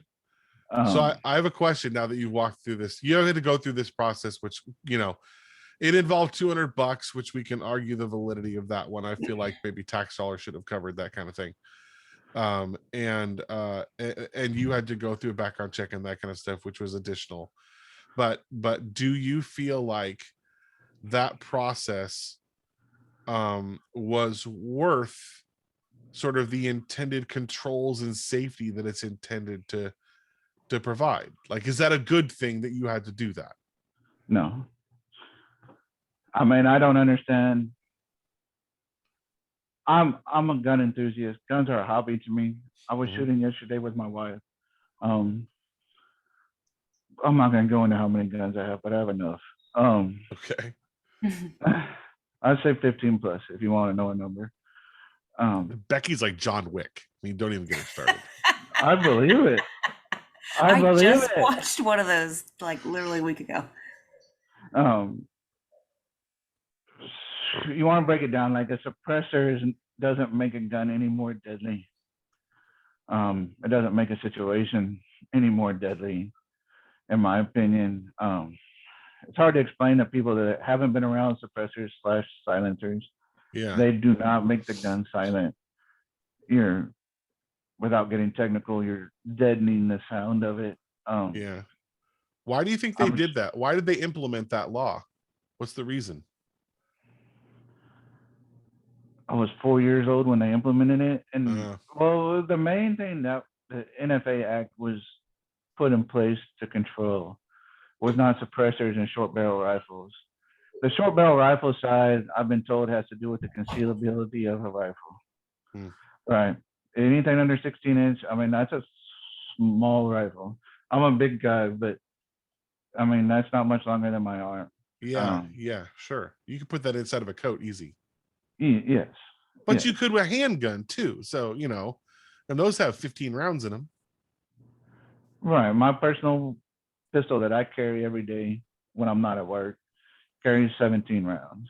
Yeah, yeah. So But that's a full size pistol. It's not fun for small people to carry. yeah, But nonetheless, suppressors. But then in 1986, an FA Act was passed, and it was mainly put into place to ban machine guns, which most people call assault rifles. Machine guns are full automatic guns. That's the real definition, technical definition of a fully auto assault rifle. yeah, Is technically is machine gun. Yeah. Assault rifle was a term made up around 1994 when they passed the. I researched it yesterday just for this conversation. But for 10 years, assault rifles were banned. yeah, You may be able to look it up. yeah. But AR doesn't mean assault rifle. It's it means Armalite or rifle, something like. Yeah, that's the company that made them. which was the original manufacturer, the AR-15. Yeah. Now there's a million manufacturers of the AR-15. Sure, it's a platform now. Everybody makes it. Right, Okay, right. So cool question. And I was going to ask this eventually, and I think this is a good time to ask since we're talking about your AR-15. But if we want to look at the Constitution, there are people who argue that keep and bear arms does not mean everybody has the right to be a gun enthusiastic and own AR-15s, right? There are people who think those type of weapons should be only in the hands of military or something like that. What is your response to that? And I'm not saying that's me. I'm just saying that. Right. No, I understand. No, you're not my friend anymore, Becky. No. Well, Chris was over here, didn't even know I had a gun. So right. I didn't. I can't believe we never talked about this. Assault rifle to me is a lot of BS because of how it was defined, at least in 1994. And I'm on my phone, so I can't pull it up and be in the conversation at the same time. But I actually looked it up yesterday. Chris will look it up. There are certain things that I know he can. I can see the computer screen clicking, which I don't blame him. There are certain things that in '94 when they brought the assault rifle ban on that, and I'll show you on my AR because it's easier, that they qualify things as an assault rifle that make no sense. Don't make a gun any more deadly or less deadly than, something else. I'm gonna get toys Chris, and I, shoot. I I was talking to another friend of mine about that knows a lot about guns, and basically it's difficult to make legislation because it's so complicated what is considered XYZ. So it's difficult Yeah, to ban that's one type of gun without banning. So one thing that makes this, at least they would call this an assault rifle, even in today's terms with our current president, is, I'm trying to get in.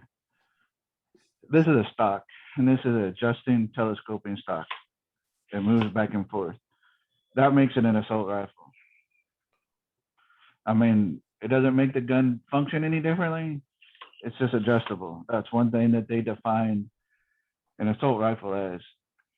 Also, this has a pistol grip. All AR-15s have a pistol grip. That defined it as a AR-15 assault weapon. And so this has a heat shroud, or we call it a handguard, so you don't burn yourself on the barrel. That also made it an assault rifle in 1994. To me, personally, as a gun enthusiast, none of those things make the gun function any differently. so that AR-15 there, by definition, by the U.S. military, is not an assault weapon. Assault weapon is a selective fire weapon that seems to be the driving force there, that you can go between semi-automatic and fully automatic. Right. There's no And my functional difference between an AR-15 and a straight up woodstock hunting rifle that happens to take a cartridge. Right. I got one of those too. We were at the range yesterday. So I've been cleaning guns today. I think Which, what's Chris, happened in that's our why a lot of gun enthusiastic and like or let's just call it the far right, Mhm. they're like, no, you're just trying to ban this gun based on what it looks like because Oh, I it was agree. used in a school shooting or something like that. All right. So this is what Chris is talking about. This is not a wood stock, but this is just what I would call my deer rifle. No pistol grip, which is, and there's no hand shroud. What And is that? Is that a that's a Savage Axis okay? 6.5 Creedmoor. I It's was a bolt thinking, gun, right? So there's no mag in this. This would be, I don't know if I can do it. There. Hold on. there was a now that I've started down this gun path, I'm like, well, one's not enough. I want many guns now. All right. So this bolt opens and you put the bullet in there. Let's carry about, that's the mag for it. So it was like 3 bullets. Rather than, and I mean, that's a whole nother subject, but high capacity magazines. But the difference you could see in the two guns is mainly on that AR-15, it's cosmetic. Yeah, because in reality, if you wanted to, for example, shoot a human being at long range to avoid detection, your hunting rifle is a far better candidate to achieve that goal than the AR is. The AR just, Right. I would agree with, I think, popular sentiment is that the AR just looks scarier and it is easier to demonize. Yes, I have exactly. And that's what you'll hear a lot of people say. Sure. So I have a fundamental question then.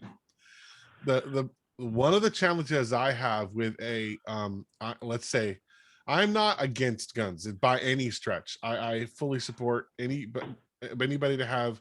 I mean, like I said, I owned one, and now I want a Remington Model 700 SPS Tactical because I want to learn how to do long range target practice. That just seems cool to me. I want to learn how to do that. That's a skill I want to have. And I looked at the ARs too. But the NRA's position is basically just it's like Nancy Reagan, right? Just say no.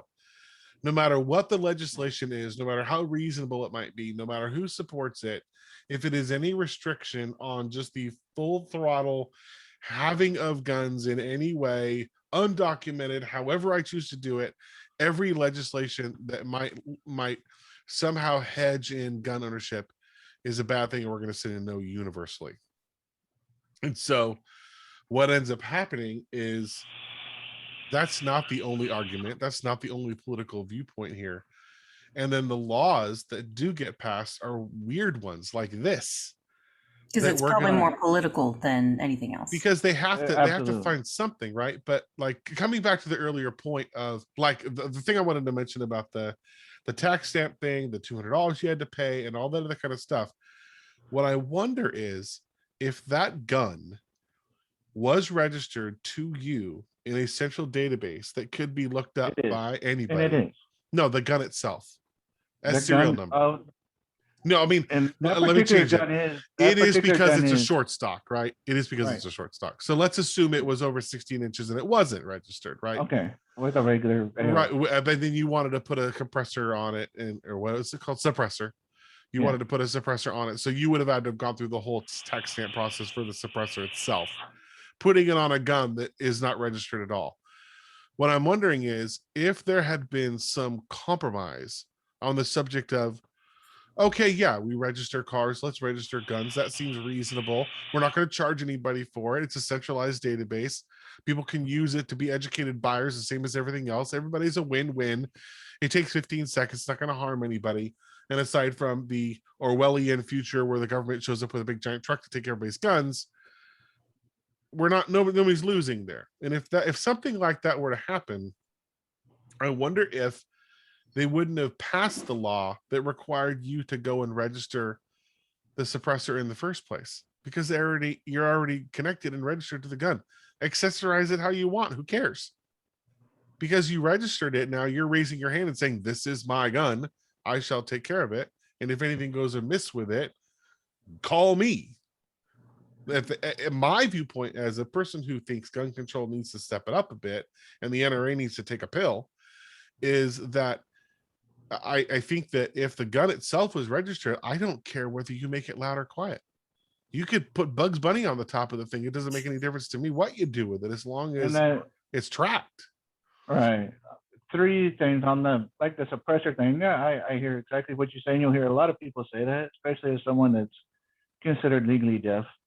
I far prefer to shoot with suppressors because it's not only cool to me and, a hobby to me. But when Trump was in office, there was a Hearing Protection Act, the HPA, that the 2A community wanted passed. Mm. And Trump's, whatever you want, cabinet, whatever, wouldn't allow it to pass. So Mr. Pro 2A, Trump, wouldn't allow a Hearing Protection Act that would have legalized suppressor ownership and taken it off the NFA Act. He didn't pass it. He didn't veto it, but he didn't fight for it either. So that's that's one of the reasons you'll hear me now. The whole reason I went off on the AR-15 tangent before we got off, just showing AR-15s and all that stuff, That was fun was too. you go back to the registration of it. You register an AR-15. The general size magazine that you're going to get with the AR-15 is a 30-round mag, which was just what it sounds like, 30 rounds. And let's say Biden's in office, somehow he gets high-capacity magazine ban that come into effect, which in turn turns anyone with a high-capacity magazine into a criminal. Much like when Trump was in office after the Las Vegas shooting, Obama didn't do anything, but Trump criminalized owning bump stock vans. Mhm. So now, technically speaking, anyone and everyone that owns a bump stock, which is a silly damn tool anyways, but nonetheless is a criminal. If it's all registered, you bought a weapon that had a bump stock ban on it. Now everyone knows you have it, right? And you're a criminal now. So I'm not saying me personally, but That's You fair. know, Never thought about it like that. but now they know who's a criminal because of a new law passed. And same thing goes with high capacity magazines. What they call high capacity magazines, I don't consider 30 rounds high capacity, but 30 round mags or high capacity, as the mainstream media and political people call it, gets banned. You come in, now they know who has high capacity magazines. Sure. Now we're all criminals, right? Do they come knocking? Hey, give up your high capacity mags, because I'll tell you right now, I'm not. So why do you So- think they're passing all these laws about all the bits and pieces? What's the reason for it? Because they can't go after the gun itself because of the Second Amendment. Okay, so let's pause on that one for a second. I like that. What do you think that means? Go after the gun. When you see they, I assume you mean we're gonna just point a pointy finger and say liberals, right? Anti-gun folks. Or the government, I think is where you were. So, For me, it's the government. but we have established that the government's probably not going to come round up everybody's guns. No, but what he's saying or what I was hearing Jimmy say is that now if you own something, the government can all of a sudden make it illegal, and now you are a criminal even though you were not before. So to me, it sounds like, and this makes sense, like a lot of people that I know who own a lot of guns, or they're more NRA friendly, it's not that they don't want reasonable things in place to protect people or themselves. It's that politics are too much intertwined in there, that basically opening yourself up to licensing and registration means you're opening up Right. that in 4 years you might be a criminal just because of something that you bought. Okay. So And That's what I mean, Jimmy. Tell me if I'm Yeah, wrong. no, That's what I was get kind She's of. that. right. I get And that, she's but I right. want to try and drive us to the summary of this is, in my mind anyways, which is, what is the reason all these gun laws keep getting proposed? What's the reason? I think because politics, they want to get voters. They want to get. Okay, Yep. so that means that voters want that, right? Why do voters want these gun laws? What's the reason that a gun law is going to win votes? What are the Because- voters after? Because they think Because it it's all offers more protection for them. Okay, so safety. Safety. Okay, Let me say something real quick.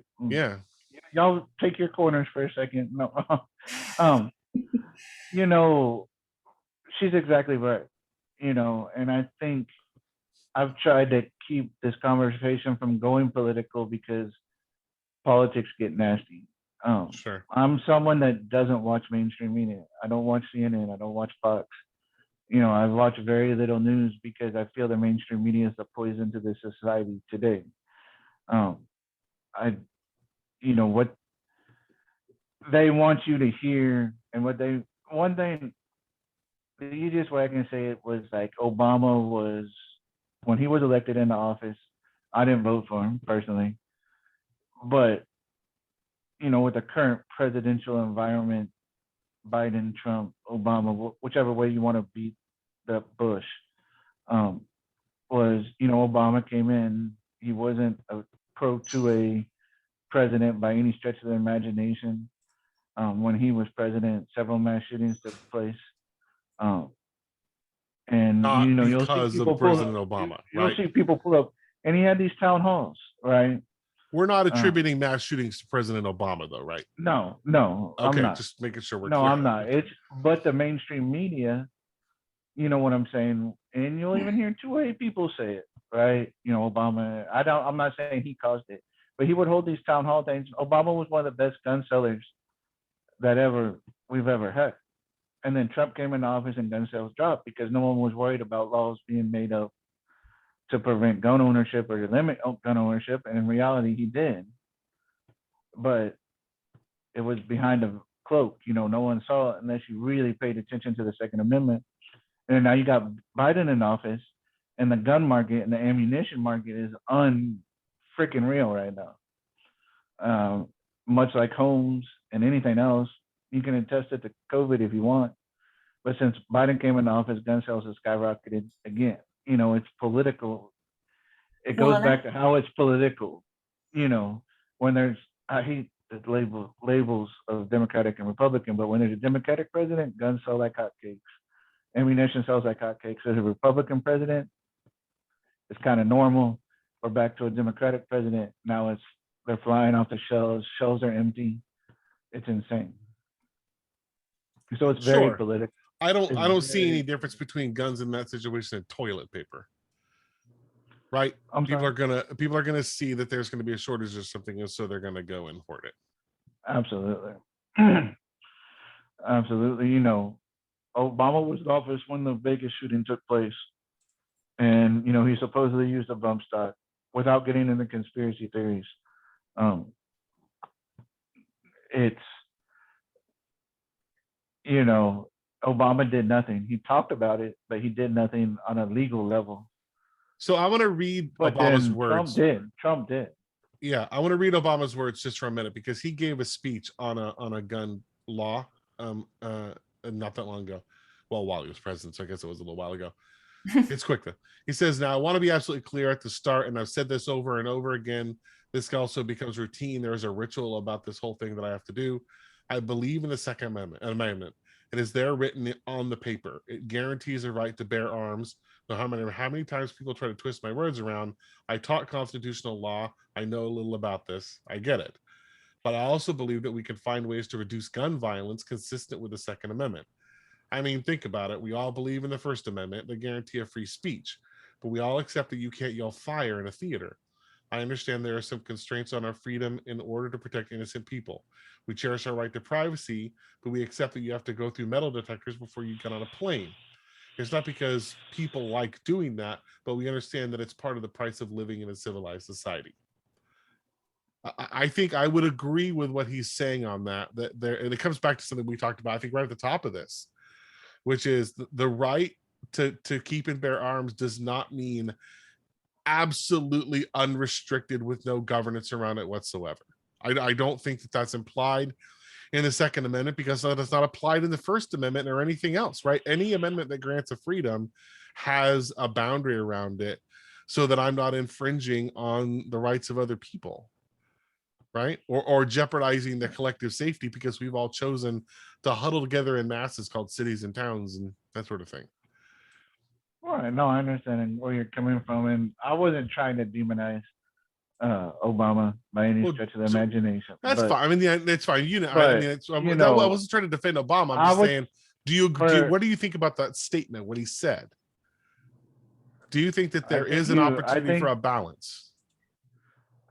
I think I understand what you're saying. And, you know, can we find a middle ground between the anti-gun and pro-gun, to put it simply?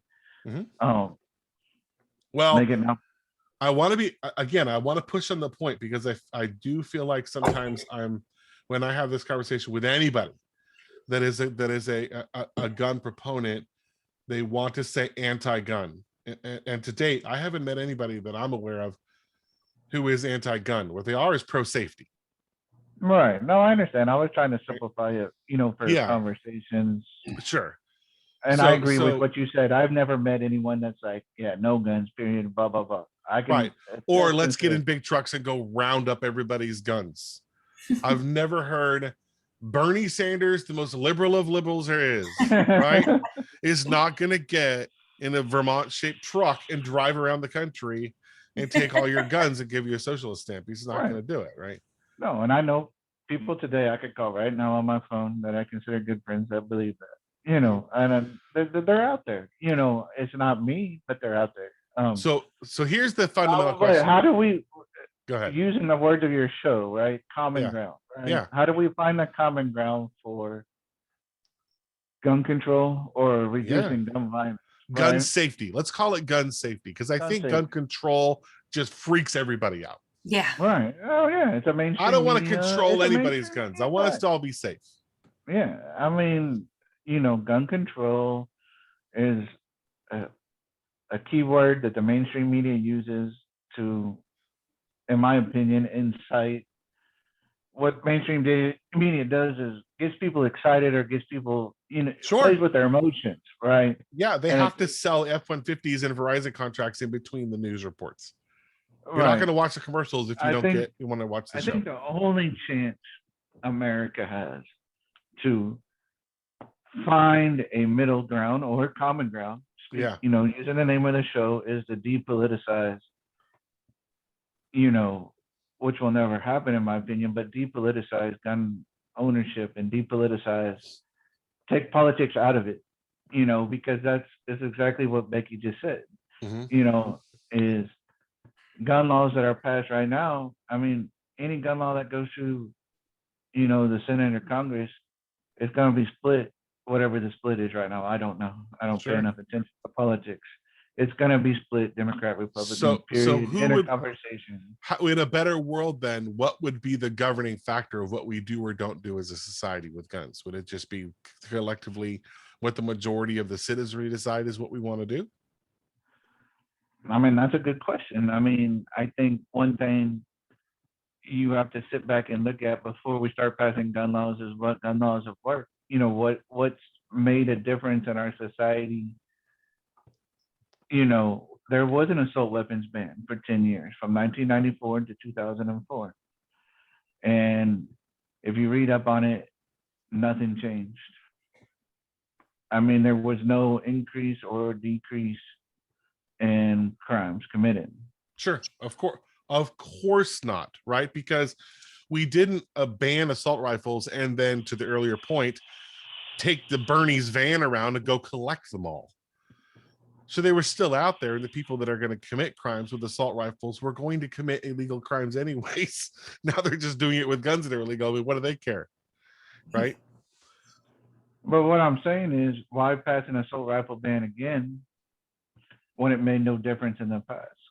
Because we're Right. trying to save lives, right? Yeah. Sure, I don't agree with banning any any reasonable weapon. Well, we have to draw a line somewhere, because I can't go build a nuclear weapon, right? We should be able to. No, I'm kidding. Yeah, I can't build a Sherman tank in my garage and buy, artillery and then make an argument for target practice, right? Let I me can't correct you. do You that. can build a tank in your garage. But can I buy the artillery to shoot? Can I No. build surface to air missiles?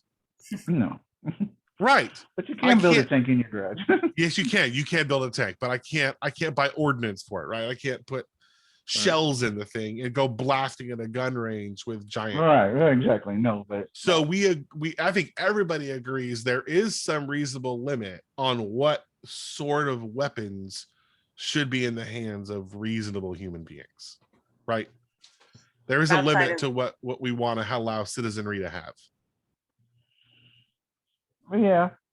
There has to Yes be, and right? no. Because otherwise, somebody would build a nuclear bomb, and No, instead true. of that kid shooting that other kid, they blow up, Detroit. All right. I Right? mean, but bombs and guns are two different things, in my opinion. Okay, then And they're regulated by two different totally sets of standards. all right. Well, then, okay. How about going back to the tank thing or something like that? Like, there has to be a limit on what could I own.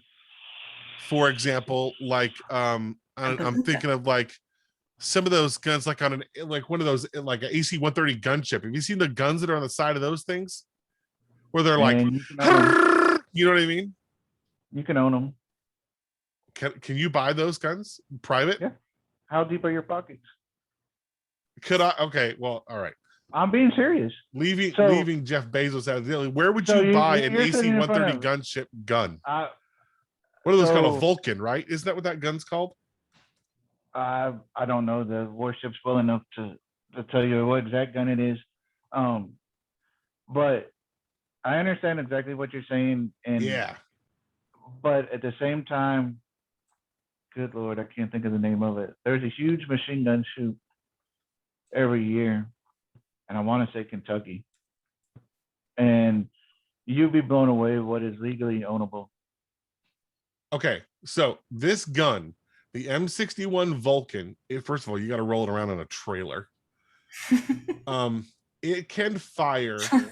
It's got an effective firing range of 2,000 feet, so about a half a mile, and its rate of fire is 6,000 rounds a minute, 20 millimeter rounds.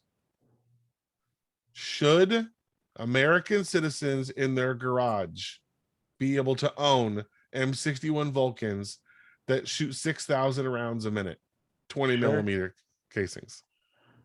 Sure, but no one's pockets are deep enough. Let's say they were. Let's say Smith and Wesson is going to like, well, you know, the reason they're expensive now is because they're rare. But Right. if Remington started cramming these things out the door, they'd get cheaper. But they can't because it's federally against the law to own a full auto weapon. Well, I'm saying let's get rid of the restrictions. If you got rid of all the restrictions, we did what 2A people want, right? Just let it open. Just leave it open. Should your neighbor have an M61 Vulcan sitting in their garage? Absolutely, so I can play with it. All right. I think we're going to have to probably draw a No, line. in the I sand understand there. what you're saying. As long as I don't have to pay for it or pay for the ammunition. I mean, I understand what you're saying, and I think I wish I can remember the name of the shoot. It's huge nationally. People travel from all over the world for this machine gun shoot, and I usually don't say it to the general public or people that aren't pro gun, but you'd be amazed what people are allowed to own and what's out there and what maybe even your neighbors have. There's a lot of, but then again, it's extremely expensive. To give you an idea, like going back to the AR-15, fully automatic AR-15s to M16. Yeah. And it, as of 1986, when the NFA Act was put into place, there's only two ways to own an assault M16 today. You buy what we call a pre-ban gun, which is an M16 manufactured before 1986, and you pay roundabout right now to buy an M16 is about $30,000. And then you look at, or you have what's called an FFL, Federal Firearms License, and you also have pay what's called a Special Operations Tax, and then you can manufacture one fully automatic rifle and own it. The FFL can own it, but there's a lot of red tape with that. Like you have to go see your local chief for the municipality that you're in, and they have to approve it, right? That's the only way you can manufacture, say, a new one today, right? There's a ton of red tape. You have to be an FFL SOT. Like me, I don't have an FFL SOT, so I can't, right? Sure. But I can buy one for $35,000 last time I looked. Sure. And own a fully automatic weapon. I have to go through the same process that I went through to get that suppressor and to have that rifle be short barrel. Right. Um, This and would then- also save you, by the way, with the previous discussion we were having about if something was legal and then they made it illegal, that anything purchased before the illegality date would be grandfathered in, right? Sometimes that's the case, sometimes it's not. With like bump stock bans, it wasn't the case. So what did they do with bump stocks? What happens to the people who own them? You don't tell anybody you own them. That seems Nothing weird. as long as you don't shoot someone in public with it. Right. I mean, bump stock bans are silly. I hated them a bit before they were banned. I don't think they were used in the Vegas shooting. But that's a whole nother rabbit hole. So yeah, So to Chris, wait, real quick, Chris, to you. Yeah. So let's turn this around, because one of the things that I'm learning most from this conversation, it makes sense of all the people I know who are usually on the 2A side. Guns, and I think you just experienced it on this live show. You were like, okay, I just have one and now I want another one. Oh yeah. It's very much it's one, it's for protection for most people, but two, it's a collector's thing, right? It's you get one tattoo, you want another tattoo. Sure. So, well, and the Boy Scout in me wants to be ready for all scenarios, right? So a 9mm covers some scenarios, but it doesn't cover them all. So, I Right. want to have a complete toolbox. So, but let's flip your question and say, should there be some regulation? And I think there is, but I'll say it anyways, on cars, right? You think about car collectors, right? They might buy a car from the 60s, or they might want to buy a tank, or they might want to buy whatever. Like, And I like Jimmy's being very consistent now that I think about this, his answer, because he said, typically I feel like whatever you're doing it behind closed doors, whatever. My neighbor might have that in his garage. It's the same thing as, if my neighbor is gay, I don't, if it's not impacting me, I don't care. It's like, do your own thing.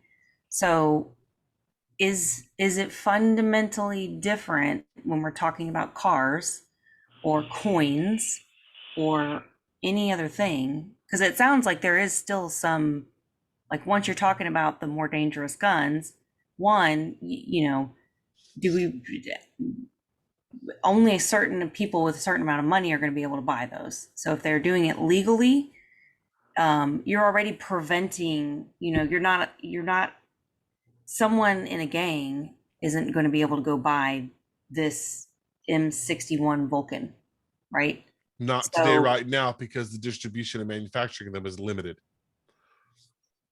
Right. Right. But I guess what I'm trying to say is maybe like legislation isn't the way to go about this, but just I guess I'm just trying to tie it together. Like, it doesn't sound as scary when you're talking about, should somebody be able to allow 30 cars, one of them being a tank? I mean, like, I don't think you can own a tank, but so there is like a line, but Well, there's limits with cars, right? I mean, they have to be within a certain noise threshold, right? They can't be super loud. Their not, emissions have to be governed. no, that's if you're like driving them, but like they've got classic cars that can sit in your garage, right? Oh yeah, I was assuming with the Vulcan example that it wasn't just going to sit in the garage. That if Jimmy had a neighbor that owned one of those friggin' things and he built a giant berm of dirt in his backyard, that he might want to shoot it off occasionally at 5 o'clock in the morning on a Saturday. And I guarantee you everybody in that neighborhood would be impacted because somebody owned a Vulcan. Right. And then another thing, I understand what you're saying, but like I said, I'd have to Google Vulcan and see the size of it. I mean, It's I can tell ridiculous. you if you want to go into like, I mean, there are people that own large guns that would blow your mind that shoot them in their backyard. And I use the term backyard loosely because, like say Harris County, for example, you must own 10 acres to shoot on your property. Sure. I mean, You're I talking like a have, 50 caliber or something like that. So yeah, I have a very good friend with a 50 cal. yeah. Well, and that's the Yeah. thing, Chris. You can't shoot something like, there's still legalities of around where you can fire Right. these. Mhm. I mean, I can't go in my backyard with my suppressed rifle that I showed you and fire it off and not get in trouble Right. I because I don't suppose live on. I suppose the thing I've been sort of circling around, I think, with most of this conversation is we're not going to be able to pull the politics out of this at the end of the day. And to the earlier point I was making, ultimately these laws are about buying voters. At the end of the day, I don't think our politicians care about gun freedom or gun control more than they care about getting reelected.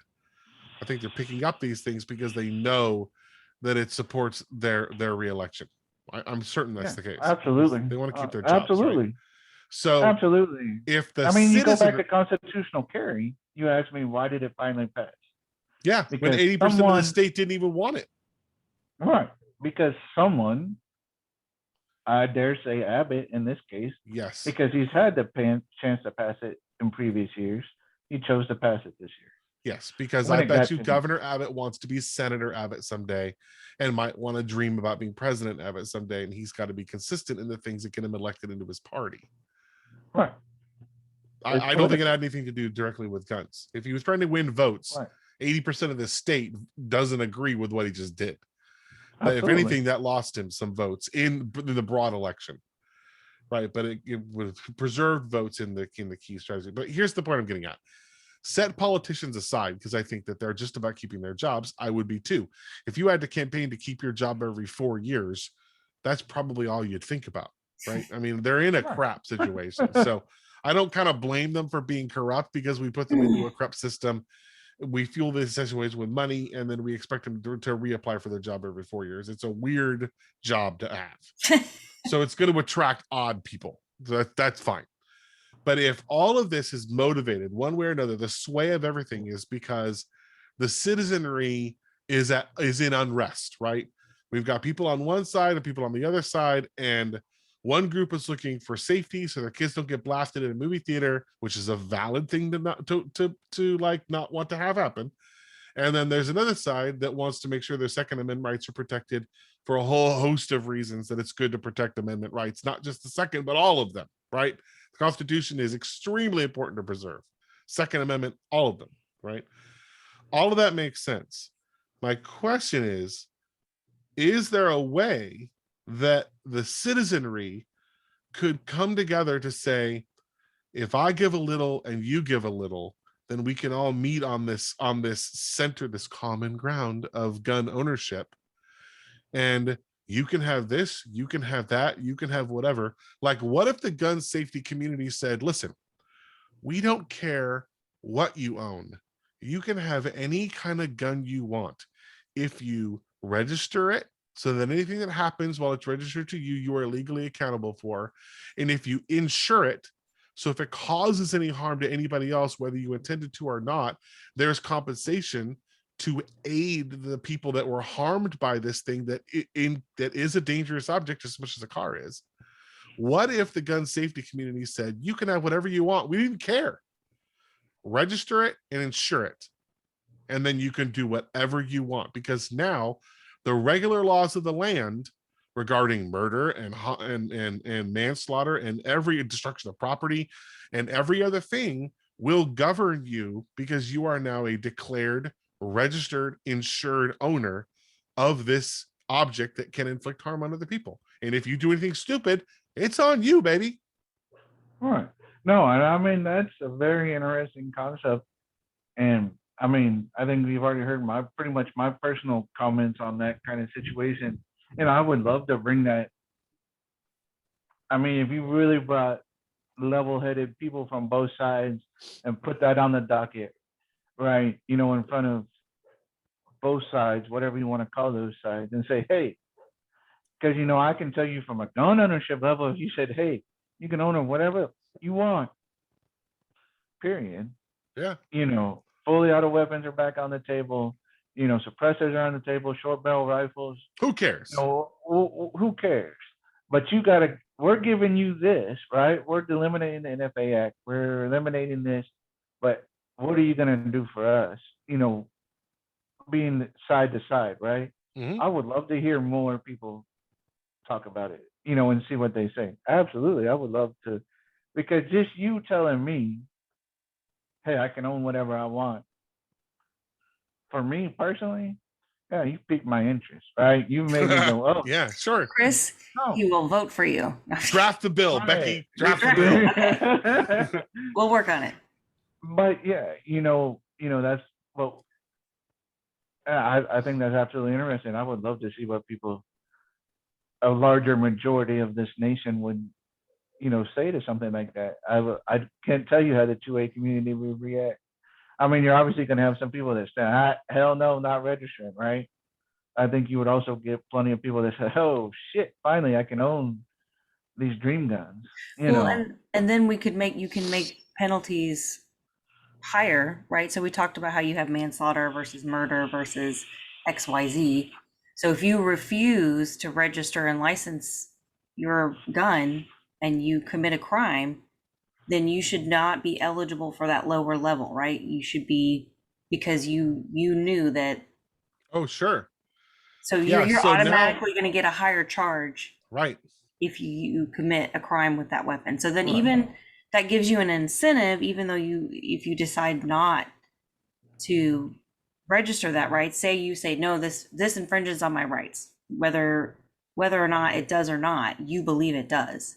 Mhm. But that also still holds you to a higher level of accountability, where if something does happen, Sure. then you're legally charged. Right. You're Right, not going to get the minimum. The I other would olive definitely branch, love to. the other olive branch I'd extend on that topic, Becky, while we're writing the bill, is that if somebody were to commit a violent crime and make use of, because I think sometimes somebody had a knife in their pocket and they like, oh, it's you know, it's robbery with a deadly weapon. Like, come on, it was in their pocket, you know. But if they committed a crime and made use of a firearm that was not registered to them, then life in prison, no parole. Right? If you go into a place and you shoot somebody with a gun that was not registered, then for the good of the citizenry at large, who has said on two sides of this, enough is enough on gun violence, because the statistics are you cannot argue them away. Americans have more gun violence than any nation, like the next 10 all added up together. So enough with the gun violence, but at the same time, enough with the persecution of legal gun owners. Leave them alone. They're not the issue. The Right. guy holding up the corner store with the AR-15, he's the issue. And if we say, okay, gun owners, you can have what you want, register it and insure it, and don't let it come out of your hands, because if that gun goes to somebody else and you did not call law enforcement and say, my gun was stolen, I want to make sure that serial number comes off of my record in case it goes and does something stupid, and then they can do an investigation right then, maybe track it down, maybe find it, keep it from doing something dumb, whatever. If that part of it exists, and you guys can do whatever you want to do, but the citizenry remains safe, and anybody that violates this sacred trust that we have now all established with each other is removed from the equation, how long would it take before you guys have what you want? The people who are looking for safety have safety reasonably, the numbers start going down, and the number of illegal guns being used on the street is off the table, because now you have made a consequence that is so severe, nobody is going to rob a 7-Eleven with a handgun anymore, because you're going to go to prison for life over $27 out of the register. I mean, if you do, you're an idiot. Enjoy prison food. Well, or you're so desperate anyways that you were going to do something else. Right. So the presumption is that the people where strong sentences are a deterrent to commit crimes would look at that situation and say, I might rob that 7-Eleven, but I don't think I'm going to bring a gun with me. In fact, I don't even want to have a gun with me. In fact, I don't even want to deal with what happens when they come knocking on my door because I'm cooking meth or something like that, and I've got an unregistered gun in my closet, because that's probably going to have a stiff sentence too, right? Yeah. So I'm going to be like the most friggin' peacemaking meth dealer you ever saw in your life, because we're on the road to like making drugs legal, but like friggin' guns, man, shoot, that'll get you sent up. Right. No, it's an interesting point. It's an interesting common ground. You know what I'm saying? I've never really quite heard anyone bring something like that to the table. All the 2A community hears is, we're taking this, we're going to ban this isn't good. You know what I'm saying? Sure. And, we're going to ban high capacity magazines. We're going to ban assault rifles. We never hear, an interesting statistic I've heard, and I've never researched it. Oh, I will. I'm sure you will. That's what he does. I'm enjoying this conversation. If you can't tell, I don't feel attacked. I'm glad. I hope at no point in time you felt attacked. I hope you feel challenged. Oh, absolutely.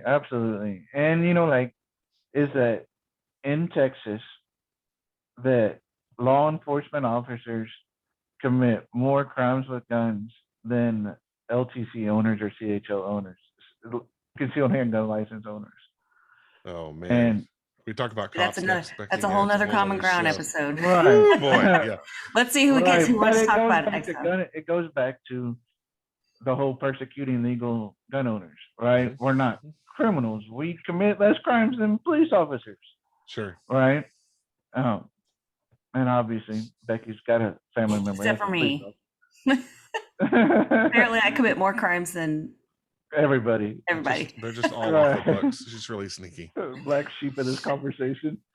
But it's one of those interesting statistics, that goes back to you'll hear gun owners say often, you're persecuting illegal gun owners.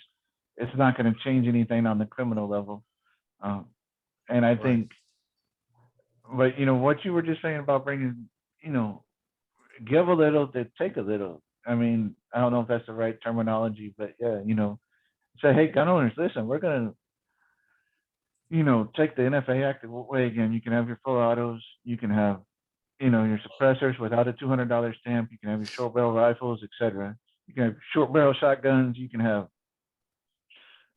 you can already have grenade launchers, but you know what I'm saying? You open Sure. the market back up a little bit, but you say, hey, if you want that, which is kind of how it is with NFI items. Now you want suppressors? Guess what?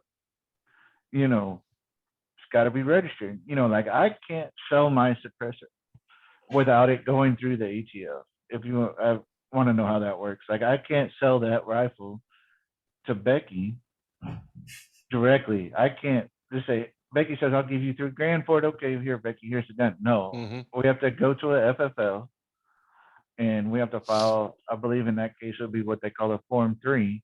And she has to get approved by the ATF. And then once they approve her to have it, they'll send her the paperwork and then Yeah. she can take possession of the short barrel rifle or suppressor or anything on the NFA Act. Mhm. So from my understanding, what you're saying is make all guns that way, but remove restrictions on what you can own. That's right. And all Becky has to show is proof of insurance and registration, and then give her the gun.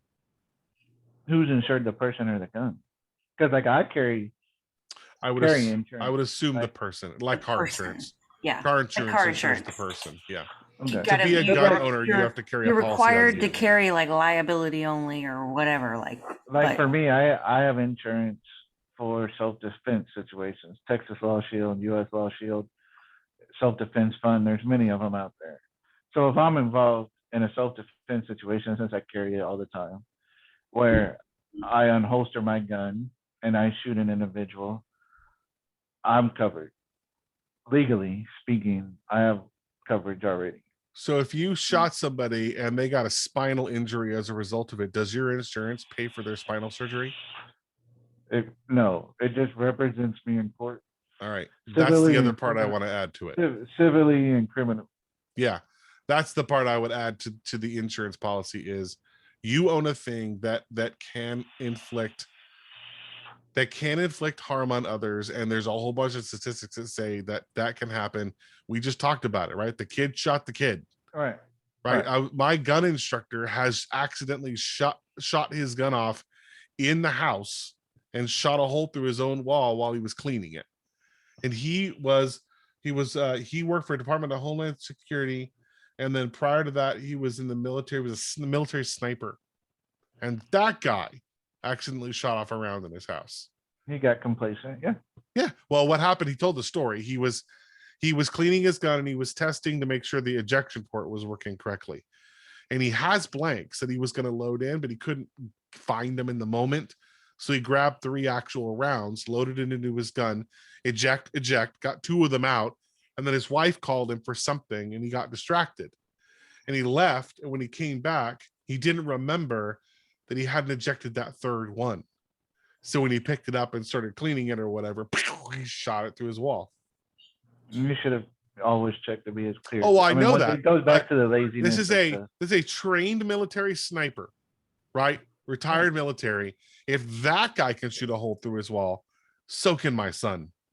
Right. And whoever's spine that bullet goes through should have some reasonable protection, that they live in a society that says you can have guns, but if anything goes wrong with it, there will be some sort of reconciliation for the people who are harmed by this freedom that we now extend to everybody. And you know what? That might prevent these idiots that shoot up into the air during like 4th of July. Yeah, it's apparently very common in our neighborhood, Chris. But Ours these too. bullets come down and they're hitting people's roofs, they're hitting windows, and Yeah. I mean, literally, there was one like the first time we were here for 4th of July, and I was reminded that happens. I was like researching, can you reinforce your roof? Because I didn't want bullets to come through and hit my girls in the head. Like I was Yeah. like, should I bring them in my room? I Right. don't know. But it's, it's sad that that's something we have to worry about. But and on the other hand, that was something that I was going to ask, but I know we're getting way past time here. This is a Um, good one.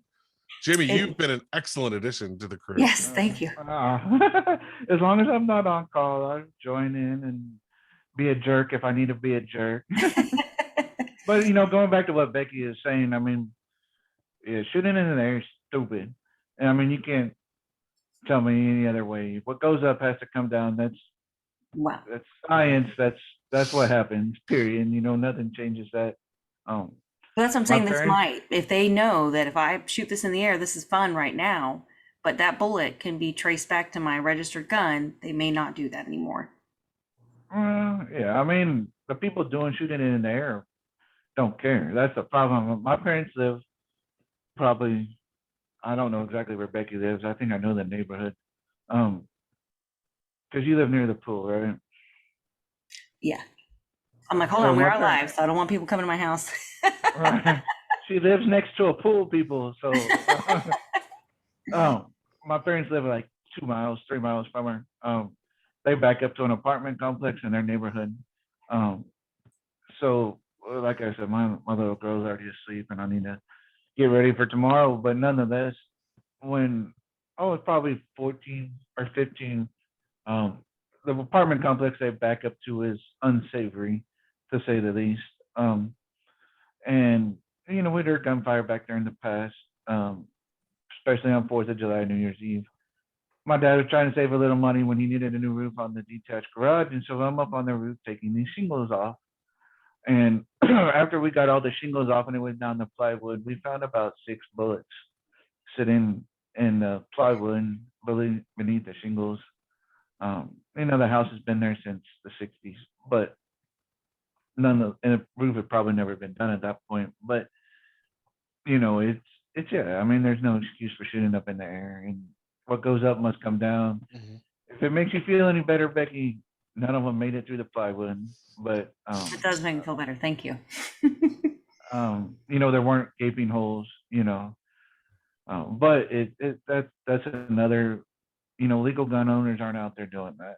If they are, take their Oh, Not they hands. are. Oh, responsible. they absolutely are. Not responsible Okay, legal responsible. gun owners. Couple of months ago, and I know we got to go, but this story's too good. So a couple of months ago, I was on, I have this Nextdoor app. You guys probably have it too. It's mostly like found somebody's dog again, that kind of thing. But this lady, she posted a story about how they looked outside one day and there was a man who appeared to be mentally not entirely with it, and he was on their boat dock. And so her son, and she wrote in the Nextdoor thing, like as an aside, who was extremely muscular and well built. And I thought, oh, this is going to be an interesting story. Like she's offering that as a nugget. This is going to go really good. Went out to confront this mentally not well person who was on their boat dock. The person said they thought they were on public land. Like around here, there are private docks, and then like 10 feet away there'll be a public one, right? Because it's a park or something like that.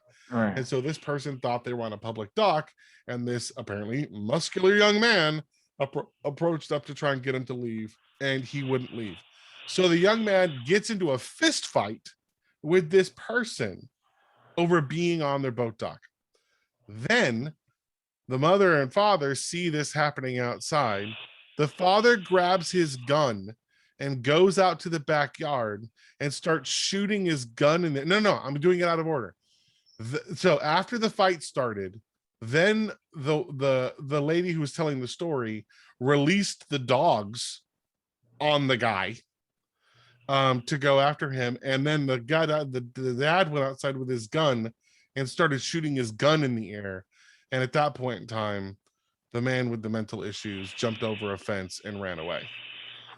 So all of this was in response to, there's a strange person on our boat dock. He was physically assaulted, chased by dogs, and guns were fired in the air. And I live in a fairly reasonable little seaside town of Seabrook, Texas. I know where Seabrook is. Yeah. So I mean, you want my take on that situation before we hang up the phone? oh yeah, absolutely.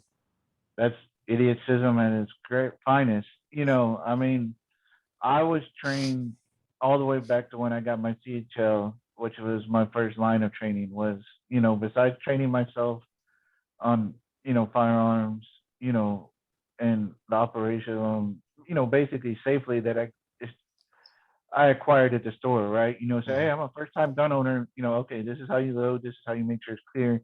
My next line of training was, you know, CHL class.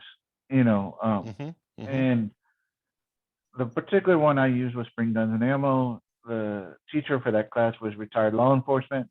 Um, and you'll see it in the next door apps. You'll see it on Facebook. You'll see it on every social media platform. Um, uh, you know, but what I was taught was if you're unholstering your weapon, not even pointing it, not brandishing it, not holding it in your hand, if you're unholstering a weapon in a public place, or not even a public place, be prepared to kill. You're killing someone. You're not Mhm. firing a Mhm. warning shot. You know, a life needs to be in danger, whether it be yours, whether it be someone else. A life needs to be in danger. And one of the questions he asked, and this has stuck with me for 10 plus years, and I'm a very forgetful person. So you can tell it was impactful. He goes, you're walking through Walmart and someone's breaking into a car. What do you do? You're carrying a pistol, you're licensed, you're well trained. What do you do? Someone's breaking into a Mhm. car. You walk by. What do you do? What are you going to do, Chris? I would call the cops. I'm going to call the cops too and keep walking. Yeah, because There's no life in danger. that's right. Yeah, that's right. Be the best damn witness you can be. Get a Yes, good my gun trainer description. said the exact words. Those exact words. And he said, be the best damn witness you can and keep walking. No one's life is in danger. Yeah. What a He funny goes, thing. They now, both said the exact same thing.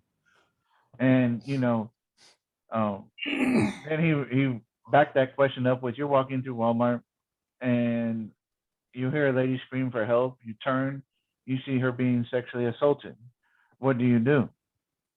He said, you draw your gun because a life is in danger at that Hmm. point. Hmm. Now, you don't just go firing into it, but there's a life in danger. There's a human life. Sure. You draw your gun, Right. or you tell them to stand down, whatever your case, whatever your training may bring to you. Sure. But yes, you get involved at that point. I don't think any three of us could walk past the situation, right? But if someone's breaking into a car, be the best damn witness you can. Keep your gun holstered. Go to your car. Call the cops.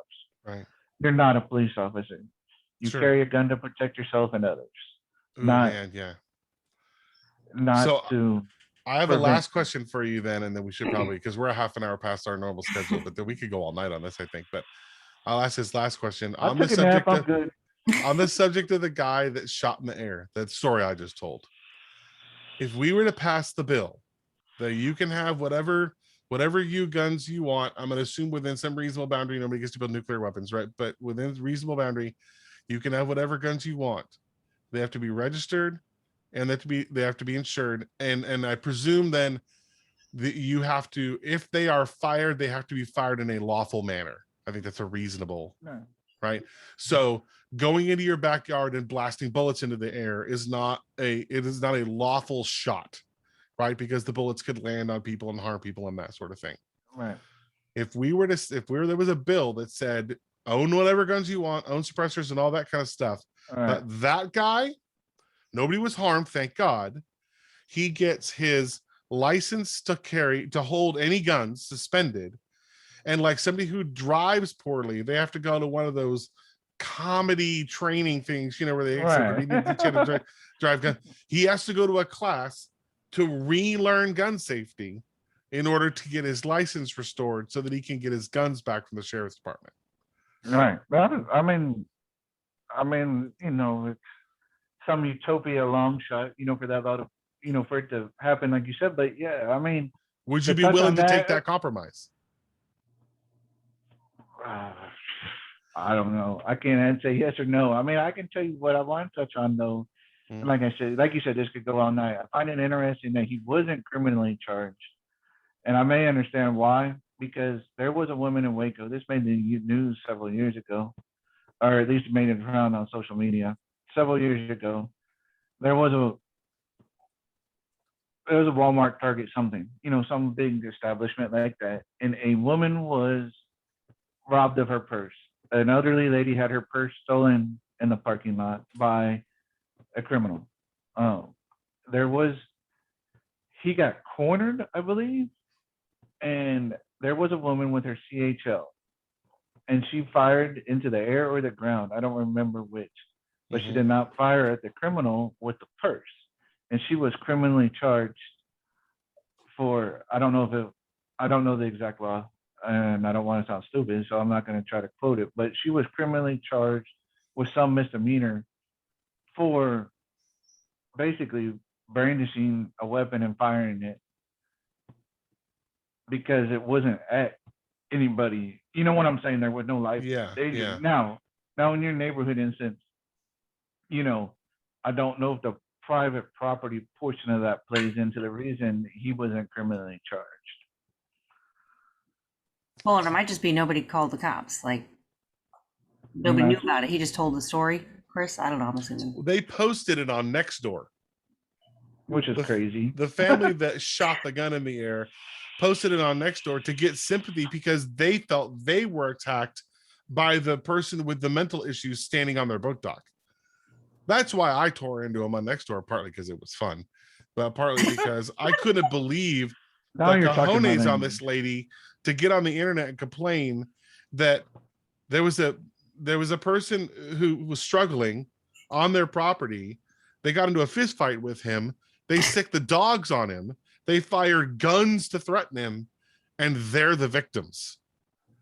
Like Right. that I mean, was just insane to me. and because and it's insane to me too. Because tactically speaking, there are three individuals that are in good health, human beings, that can Mhm. obviously, you know, can own a gun, shoot a gun, and they have a muscular son, and he's in a fist fight. 3-on-1's a pretty good deal. I mean, I understand mental health plays into it and crazy and drugs but Well, he was zero what I'm harm. saying He there's was just on their property. Yeah. right, and he wasn't threatening to them. I mean, No. I don't know what transpired and what was said between the son and but you have the tactical advantage. 3-on-1 dogs. You do have a weapon in case things get ugly. There was, to bring it out and start shooting. I mean, insanity to me. I mean, Mhm. you have the tactical advantage. You'll hear it in the 2A community, tactical advantage. There was no reason, for me personally, if, how bad was the beating? There's a lot that plays into it. But was the son getting his teeth knocked out, or was it just two guys tussling I at don't the end know, of a but dock? he was the instigator, anyways, right? So if I pick True. a fight and I'm losing, somebody doesn't get to shoot the guy on my behalf. Right. Well, but I mean, to be fair, would they know what was going on in that moment, or would they just see that the son's in the No, fight? right? Yeah, Like, yeah. you know what I'm saying? Like, they're I not coming out there going, "Oh yeah, well, this is I innocent." mean, Like, as or, a gun owner, as a legal gun owner, and like it goes back to how you were trained, and every trainer you see outside of the mechanical ability to manipulate a gun, there's also a mental side to it. And I love my CHL teacher. I don't remember his name. I don't know if he's still doing it, but it was a life has to be in danger for that gun to come out of the holster, and I live by that. I absolutely live by that. You know, I've been instances where fights break out, um, and I've been armed, and it stays in my holster. Okay, a couple guys fighting, whatever. It happens. You don't get out and just start shooting. Because a couple guys are fighting. Because who knows? One of them, they may be friends, and they may get up and shake hands and drink a beer after they're done. I mean, what happened in your neighborhood is absolutely insane to me. And that's why I'm saying I don't understand. And it might go back to what Becky said. The police may not have been called. That Well, they wouldn't have been, because 80% of the people that read that thing in my neighborhood were supporting the family. that's They thought insane. that he was So completely justified. we're gonna be here all night. But yeah, so we gotta find a pause. last week, was it last week? Last week my neighbor's wheels were stolen off his Silverado. Um I don't know if that's a thing in Webster, or even Spring Branch for that part, but out here they've been stealing wheels, tailgates, and they go around the neighborhoods just jostling to see if people leave their trucks unlocked, and they look for guns. Um, since we're on a gun topic, and they find trucks, cars with NRA stickers, Glock stickers, SIG stickers with gun stickers on the back, and Mhm. because people are idiots, right? They leave guns unsecured in their vehicle. Yeah. But nonetheless, I have cameras all around my house. There's no dead spots. It's just how we are. And so our cameras had caught the truck that was involved in the stealing of the wheels of my neighbor 2 houses down. And so we posted in our neighborhood page, pictures of the vehicle. Be warned if you see it, they were involved in the crime, et cetera, et cetera. I'm friends with people all throughout our neighborhood, and one of them is also a gun guy like me. With the insanity that COVID and election year brought, you had to stand in line for ammo at Academy at 7 a.m. when they open at 9. And I become friends with a neighbor that also did the same thing. And he goes, well, why, if you caught it on camera, why didn't you get involved? And I'm like, because no life was in danger. And quite frankly, it wasn't my house or my truck. Even if it was my truck, I'm not going to go out there guns blazing. Mhm. No life is in danger. That's a material possession, and so I completely, and I had other neighbors say, disagree. Like you said, they took, I'm going to shoot someone if I ever catch them, stealing my wheels and tires, blah, blah, blah. And I'm like, more power to you. I hope you've killed people before and you can deal with it mentally. Mhm. Yeah. I mean, as a gun owner, that's something I don't want to do. I don't want to take a life. But if I have to, I will. But I'm not Sure. going to do it over a set of wheels and tires. Right. In that Um, story, though, I have a question for you. I'm going to circle back around to our imaginary bill. So the reason the thieves are checking cars that have gun stickers on them is because they've had some reasonable success in finding guns unsecured in those cars, and they take them. Right? right. Is leaving a gun unsecured in a vehicle on the street in public access? Would you consider that to be irresponsible gun ownership? Absolutely. So if we were to give you the bill of you can have whatever gun you want, the balance of that is if you do not store your guns securely and you leave them in a situation where they like a vehicle parked in public and your guns are not secured in the trunk or whatever, they're sitting there, then that's another suspension of license, go back to training, take the gun safety course again. When you No, finish the course, you wouldn't. get your guns back. I wouldn't disagree with you there. Because I think I that mean, if it's a we huge deal. if It's a this was huge the deal. consistent pattern, I think the level of safety people would feel would go up significantly.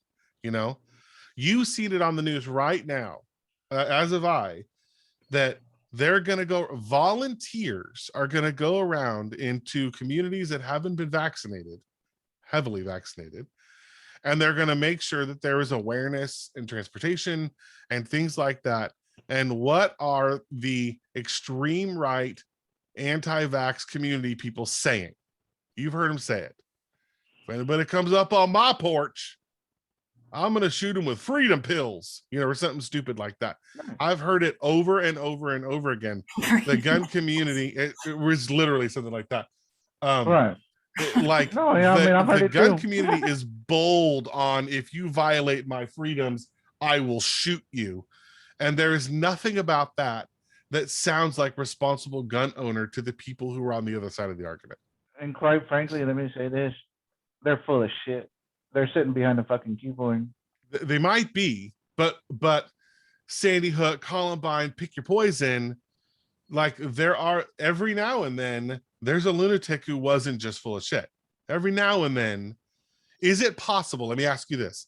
Is it possible that right now there is somebody at home with their gun by the front door waiting for somebody, some vaccination person to come up and try and squirt them with Bill Gates microchips?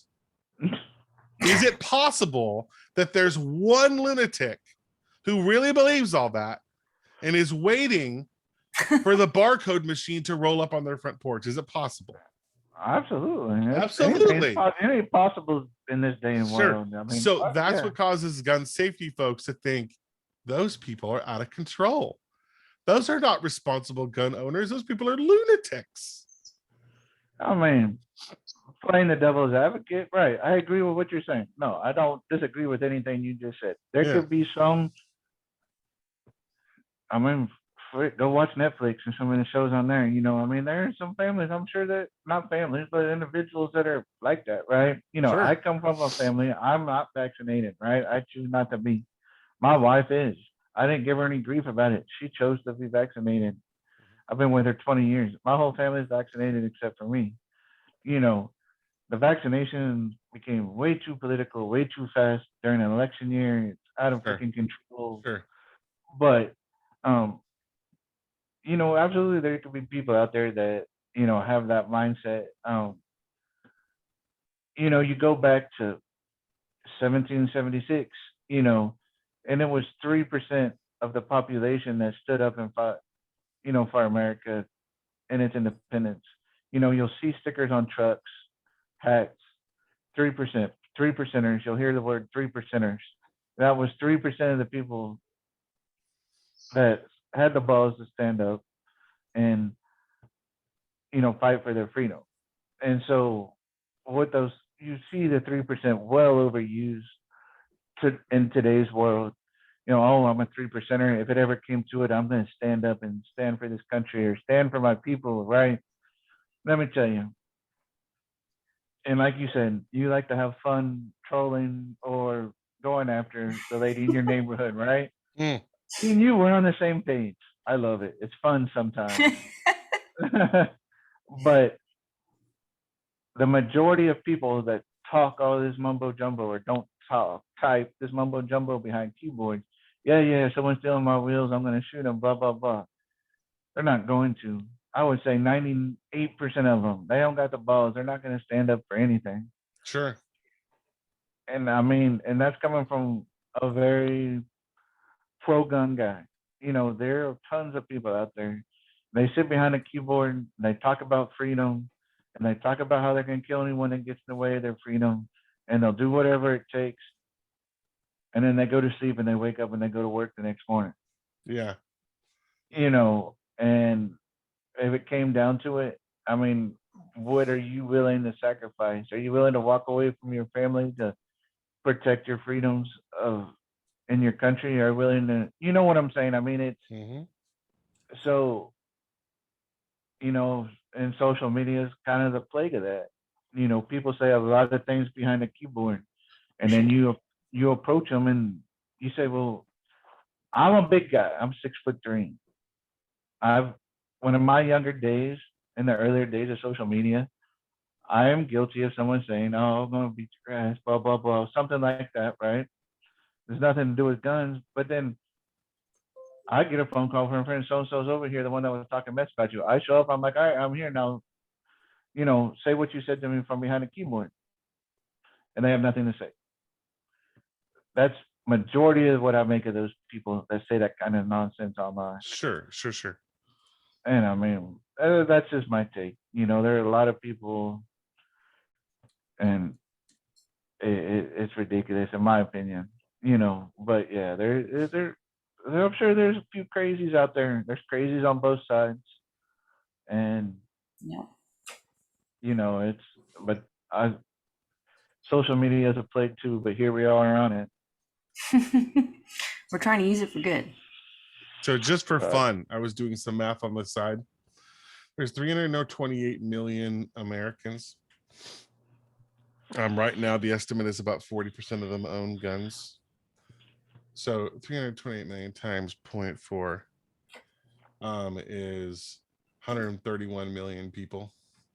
If we were to multiply that times 0.02, 98% of people aren't going to do anything stupid with a gun, including shoot a 70-year-old woman who's handing out vaccination brochures. Then that means that we're only going to get 2.6 million grandmas shot on front porches if only 2% of the gun holding population did something stupid. It's a game of numbers because it's such a huge thing in the United States. When you look at it, it's like, oh, it's not me, oh, it's not my neighbor, it's not anybody I know. That's true, but it's like literally That's a big hundreds number, of though. millions. Oh, that's true. I mean, I'm throwing random numbers out there, but yeah. Oh, I know. mean, I knew you were, but I was like, wonder what that would look like if 2% of gun owners went batshit. That's what it would look like. all right. It's a I lot mean, of freaking batshit.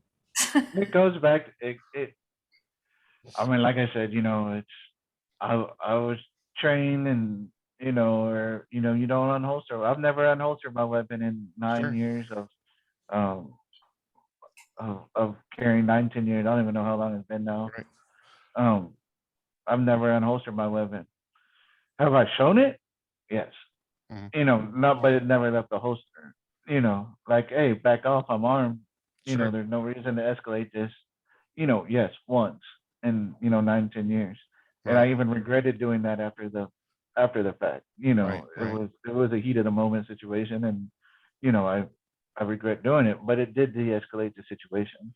Um, I would argue that if the majority of gun owners were as reasonable and as trained and as responsible as you are, we would not have the battle over gun laws that we have in the United States today. I think your biggest enemy, frankly, is the NRA and Ted Nugent. And the everybody liked those government. guys, right? Well, I don't Because like the NRA. I don't like the NRA. they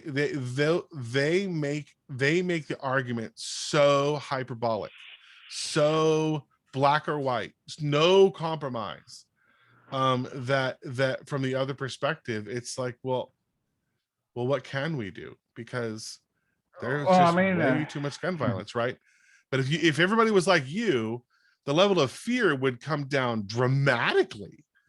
I don't worry about you as a gun owner at all. You're a very no. responsible gun owner, right? Very responsible. You have an AK laying on, not AK, an AR-15 laying on the carpet in front of you next to your kids' toys Right. right now. And it didn't even Yeah, occur because to me the juxtaposition of those two things until right now. That's how uh, unconcerned I am about you owning guns, is kids' toys, and your AR could be on the same floor at the same time. And I'm like, he's probably going to do good things with that. she has her own little play one. I mean, Yeah. I'm a big component of you have kids. I don't know how young they go in for you, but like, Well, they started a oh, little. let me say one thing. I don't like the NRA. I don't care for the NRA, but they have their place. Um, that got to be another night, because that's a rabbit hole. Sure. But that goes. My wife is in the pharmacy world.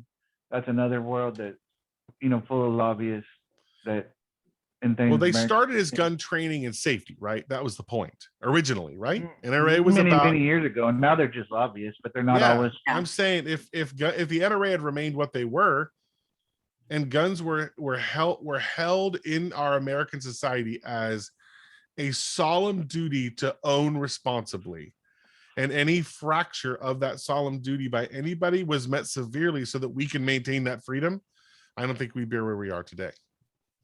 I think Yeah, it's I just the mean, cavalier nature that causes the fear.